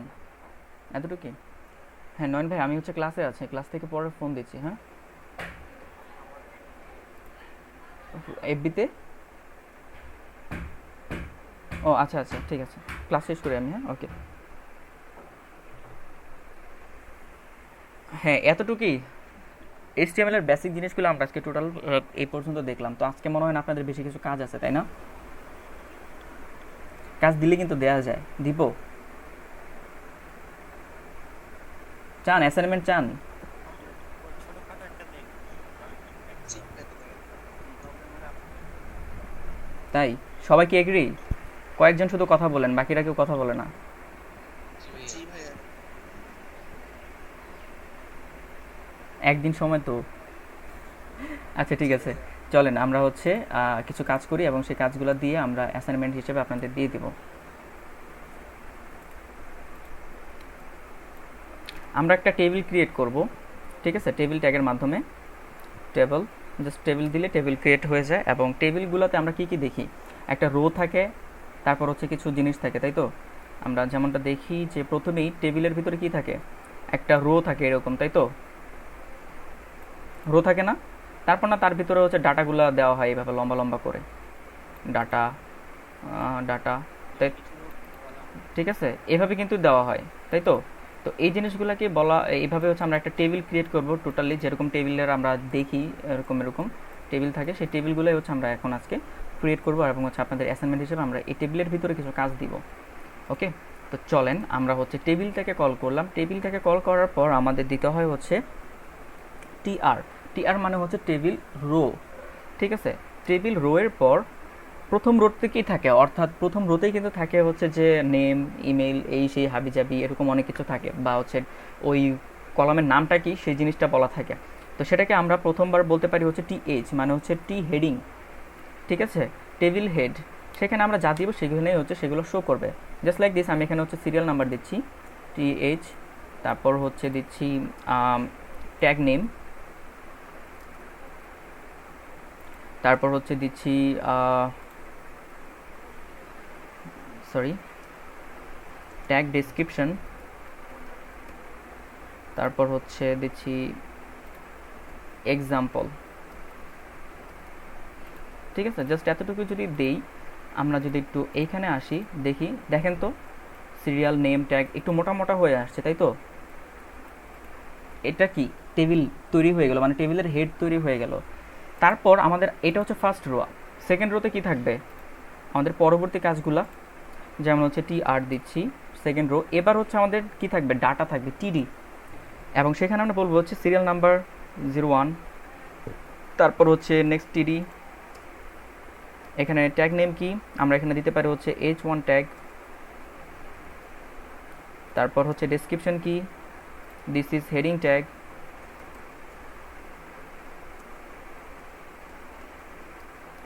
আচ্ছা আমি একটু স্পেলিংগুলো একটু ইয়া করেন, ওগুলো আমি ঠিক করব না, ঠিক আছে? জাস্ট বুঝতে পারলেই হবে।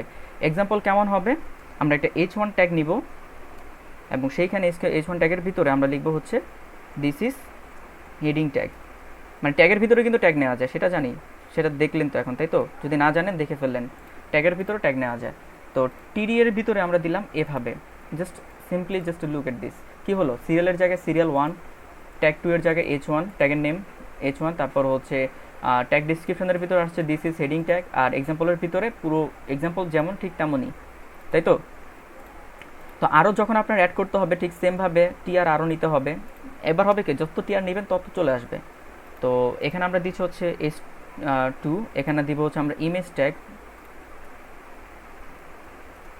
ট্যাগ দিলাম, দিস ইজ ইমেজ ট্যাগ, আর এখানে লিখবো হচ্ছে আমরা আইএমজি ট্যাগ, ঠিক আছে? ট্যাগের নেম হচ্ছে আইএমজি ট্যাগ, আর হচ্ছে আমাদের ভিউটা শো করাইতে হবে। দ্যাটস হচ্ছে আমরা এখানে আইএনজি কল করব সোর্স থেকে images slash logo dot PNG, বা যে কোনো ইমেজ আপনারা দিতে পারেন, এবং হাইট উইট আমরা একটা মেনশন করে দিতে পারি 100, আর হচ্ছে উইথ দিব হচ্ছে 100,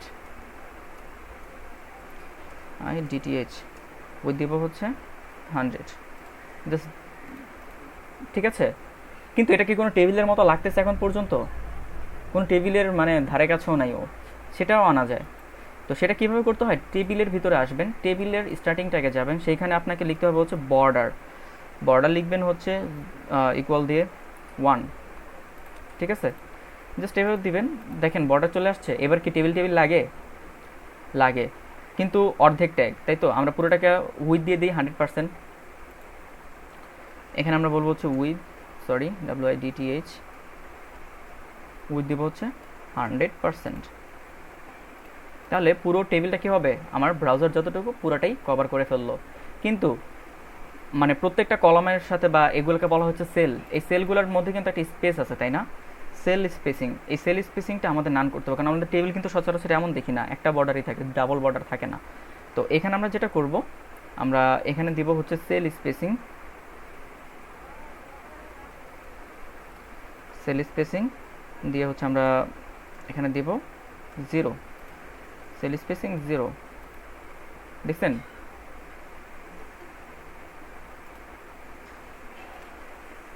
কি বোঝা গেছে কিভাবে করবেন? বোঝা গেছে এটা? তাহলে আপনাদের কাজটা কি বুঝতে পারতেছেন? বলেন তো কাজ কি? এরকম একটা টেবিল ক্রিয়েট করতে হবে, সাথে তার ভিতরে কি দিবেন? তার ভিতরে ট্যাগ অনুযায়ী ইয়েস, এক্স্যাক্টলি। আপনাদের তাহলে এখন কাজ হবে, হোমওয়ার্ক হচ্ছে, আমি ক্লাসে যা দেখাইছি সেগুলো তো অবশ্যই প্র্যাকটিস করবেন, সিএসএস, তারপর হচ্ছে যা যা বলছি এখন পর্যন্ত পুরো ক্লাসের কন্টেন্ট তো ভিডিও না হলেও 3বার করে দেখবেন পুরো ক্লাসের ভিডিওটা, আর এটা প্র্যাকটিস করবেন। এখানে হচ্ছে আপনাদের কাজ কমাই দিলাম, 30টা ট্যাগ নিয়ে আসবেন, 30টা ট্যাগ এভাবে টেবিল টিআর টিআর দিয়ে দিয়ে আপনারা ট্যাগ নেম দিবেন, ডিসক্রিপশন লিখবেন, ওর আসলে কাজটা কি, আর হচ্ছে এক্সাম্পলটা শো করাবেন। পারবেন না?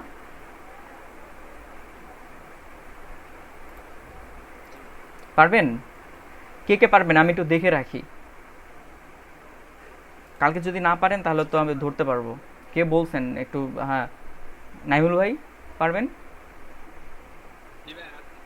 হ্যাঁ, আবু সায়েম ভাই হবে? হবে তো? হ্যাঁ হবে। স্নিগ্ধা আপু পারবেন? হবে? কনফিডেন্ট? কথা বলছেন না।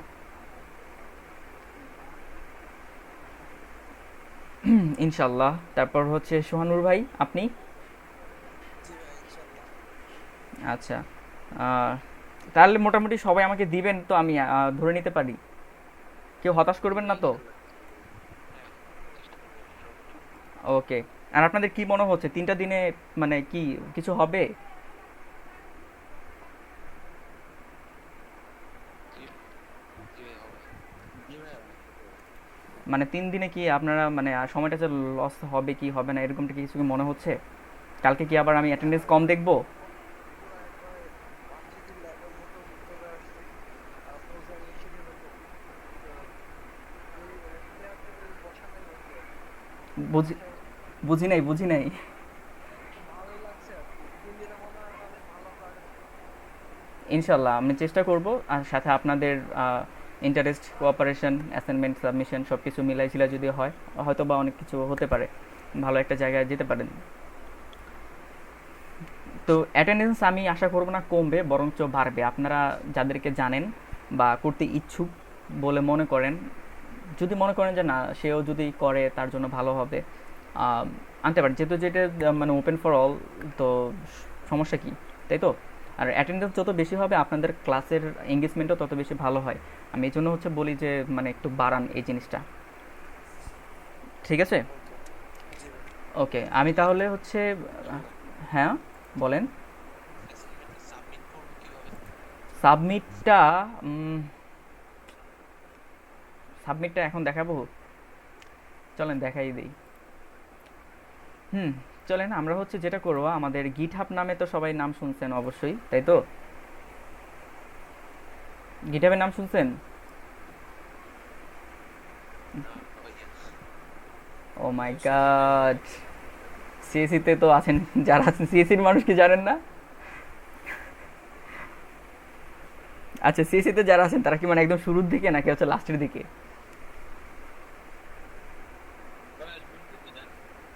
হ্যাঁ, অনেকেই জানে আবার অনেকেই জানে না। আচ্ছা, না জানাটা অত অত বেশি মানে ইসের না, খারাপ কিছু না, না জানা থাকতে পারে। তো লগ ইন যেটা করে github.com এ যাবেন, সেখান থেকে হচ্ছে আপনার মেল দিয়ে আপনি লগ ইন করবেন। ও হচ্ছে আপনাকে লগ ইন দেওয়ার সময় আপনাকে ও বলবে মেল থেকে ভেরিফাই করতে। তো আপনি আপনার মেল চেক করবেন, মেলে একটা লিঙ্ক দেওয়া থাকবে, সেই লিঙ্কে ক্লিক করলে আপনি মানে লগ ইন হয়ে যাবে আপনার। তো লগ ইন যখন হয়ে যাবে তখন হচ্ছে আপনি এরকম একটা পেজে চলে আসবেন। যেহেতু আমার অলরেডি লগ ইন করা, লগ ইনটা তো আমি দেখাতে পারবো না। তো লগ ইনটা ছাড়া হচ্ছে মানে সাইন আপ যেটা, সো সাইন আপ করার পর আপনারা এমন একটা ভিউ দেখতে পারবেন, এরকম একটা ইন্টারফেস চলে আসবে। তো সেইখানে আসার পর আপনারা নিউ যেটা করবেন, শুধুমাত্র এই যে প্লাস সাইনে ক্লিক করবেন। এই প্লাস সাইন মানে করার পর এখানে নিউ রিপোজিটরি একটা চলে আসবে। আপনারা জাস্ট এখানে ক্লিক করবেন, এখানে নাম দিবেন, আপনার রিপোজিটরি নেম কী হতে যাচ্ছে। যেমন এটা আমাদের ছিল হচ্ছে টেবিল, তাই তো? আমরা জাস্ট টেবিল দিতে পারি, অলরেডি টেকেন হয়তোবা। আমরা এখানে দিতে পারি EWU ওয়ার্ক, জাস্ট এতটুকু দিলাম। ঠিক আছে, জাস্ট একটা নাম দিবেন আপনার, যে নামে দেখাতে চাচ্ছেন। ডেসক্রিপশন অপশনাল, দেওয়া দরকার নাই, অবশ্যই পাবলিক থাকবে। আর হচ্ছে initialize the repository with readme, এটাকে জাস্ট চেকমার্ক করে দিয়ে ক্রিয়েট নিউ রিপোজিটরি, মানে আপনার জন্য একটা স্টোর সে মানে ক্রিয়েট করে দেবে এইখানে আপনার এই নামে। তো অলরেডি সেটা হয়ে গেছে, এবং সেখানে দেখতে পাচ্ছেন আপনার সরি আমি স্পেলিং মিস্টেক করছি, WE হয়ে গেছে, ওয়েস্ট ইস্ট ইউনিভার্সিটি হয়ে গেছে। যাই হোক, সমস্যা নেই। আচ্ছা, এটা হওয়ার পর আপনাকে যেটা করতে হবে, যেহেতু স্পেস দিছে, আপনার এবার কাজ কি, আপলোড করতে হবে ফাইল। আপনি সিম্পলি এখানে হচ্ছে আপলোড ফাইলে ক্লিক করবেন। এখন ফাইলটা আপলোড করার সময় একটু কাজ করতে হবে, যেটা হচ্ছে আপনার এই যেই ফোল্ডারটা আছে, প্রজেক্ট ফোল্ডারের ভিতরে ঢুকবেন, যা যা আছে সব একসাথে এভাবে অল সিলেক্ট করবেন। সবগুলোকে সিলেক্ট করে জাস্ট এভাবে ড্র্যাগ অ্যান্ড ড্রপ করবেন। তবে অবশ্যই কোনো ফাঁকা ফাইল, ফাঁকা ফোল্ডার কিছু এখানে রাখা যাবে না। আমার কি কিছু ফাঁকা আছে এখানে? সিএসএসটা ফাঁকা, আমি একটু Ctrl Z দিয়ে দিচ্ছি। আচ্ছা, এটা দরকার নেই, ফাঁকা কিছু রাখা যাবে না। আমরা সিএসএস ফাইলটা এখানে ডিলিট করে দেবো, নয়তো বা আপলোড হবে না। ফাঁকা কিছু ডিলিট মানে ফাঁকা যেগুলো থাকবে, ফাঁকা ফাইলগুলোর জন্য আপনার এই জিনিসগুলোর হবে না। আমরা এই দুইটা জিনিস ডিলিট করে দিচ্ছি। সিএসএসটা জাস্ট থাকলো কি এই দুইটা জিনিস, জাস্ট ড্র্যাগ অ্যান্ড ড্রপ করে আপনি এইখানে এসে জাস্ট সিম্পলি এখানে পেস্ট করে দেন, মানে ড্র্যাগ করে দেন, এটা আপলোড হয়ে যাবে। এবং যেহেতু কম ফাইল, খুব দ্রুতই আপলোড হয়ে যাবে, কারণ এখানে বেশি কিছু নাই। আপলোড হয়ে গেছে অলরেডি। আপলোড হওয়ার পর আপনি এখানে জাস্ট কমিট চেঞ্জেস, ঠিক আছে? ওকে, এটা একটু প্রসেস হবে, টাইম নেবে প্রসেস হতে। আর যেহেতু খুবই ছোট, কিছুই করি নাই, প্রসেস হয়ে গেছে খুবই দ্রুত। ফাইল অনুযায়ী হচ্ছে এটার একটু হয়। এখন আমাদের কাজ হচ্ছে সেটিংসে যাব। সেটিংসে ক্লিক করেন, সেটিংস থেকে নিচের দিকে আসতে থাকবেন, আর কোথাও কিছু হাত দিতে হবে না, একদম নিচের দিকে গিটহাব পেজেস যে অপশনটা আছে, সেকশনটা, সেখানে আসবেন। সোর্স দেওয়া আছে নান, আপনি এখানে জাস্ট মাস্টার ব্রাঞ্চটাকে সিলেক্ট করে দেন। পেজটা একটা রিলোড হবে, আপনাকে একটা লিঙ্ক জেনারেট করে দেবে এখানে। এই যে এই লিঙ্কটা, এটাই হচ্ছে আপনার মানে অ্যাসাইনমেন্ট সাবমিশন লিঙ্ক, ঠিক আছে? জাস্ট এটাকে রান করেন, প্রথম 404 দেখাবে, এটা একটু টাইম নেয়, কারণ গিটহাব আপনার কোডগুলো রিড করবে।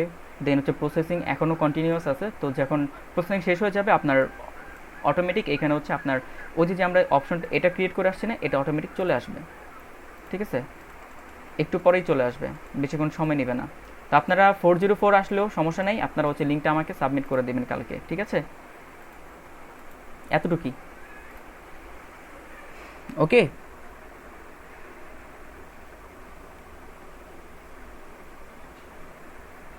ঠিক আছে,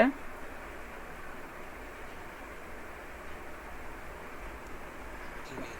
ওকে। আমি তাহলে কিন্তু সবার কাছ থেকে অ্যাসাইনমেন্ট চাচ্ছি। 11 জন আছেন, নামগুলো একটু মনে রাখি যেন কালকে ধরতে পারি।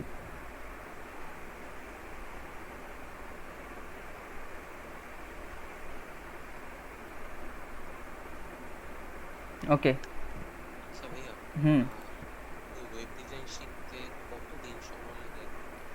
শেখার কোনো শেষ নাই, তবে একটা নির্দিষ্ট পর্যায়ে যেতে আপনি 3-4 মাসের সময় আপনি ধরে রাখতে পারেন শুধু ওয়েব ডিজাইনের জন্য। কি কি শিখতে হয় HTML HTML শুধুমাত্র যদি ওয়েব ডিজাইন বলেন সেক্ষেত্রে HTML, CSS, jQuery, বুটস্ট্র্যাপ। আচ্ছা ভাই এগুলো কি কোনো পাইথন না, পাইথন এখানে নাই। পাইথন তো হচ্ছে ব্যাকএন্ডের জন্য যদি ইউজ করে ওয়েবে, সেক্ষেত্রে পাইথন ব্যাকএন্ডের জন্য হয়। ওয়েবের ক্ষেত্রে হচ্ছে ডেডিকেটেডলি হচ্ছে পিএইচপি। আচ্ছা ভাইয়া, জাভাস্ক্রিপ্ট আর পিএইচপি দুইটাই তো প্রোগ্রামিং ল্যাঙ্গুয়েজ। হ্যাঁ, দুইটাই প্রোগ্রামিং ল্যাঙ্গুয়েজ, কিন্তু একটা হচ্ছে ব্যাকএন্ডের প্রোগ্রামিং ল্যাঙ্গুয়েজ আর একটা হচ্ছে ফ্রন্ট এন্ডের প্রোগ্রামিং ল্যাঙ্গুয়েজ। জাভাস্ক্রিপ্ট এমন একটা ল্যাঙ্গুয়েজ যেটা মানে খুবই পাওয়ারফুল, ঠিক আছে। ফ্রন্ট এন্ড ব্যাক এন্ড দুটাতেই মানে ফ্রন্ট এন্ডে ডেডিকেটেডলি কাজ করা যায়, ফ্রন্ট এন্ড যেটা আছে সেখানে জাভাস্ক্রিপ্ট ছাড়া ইম্পসিবল।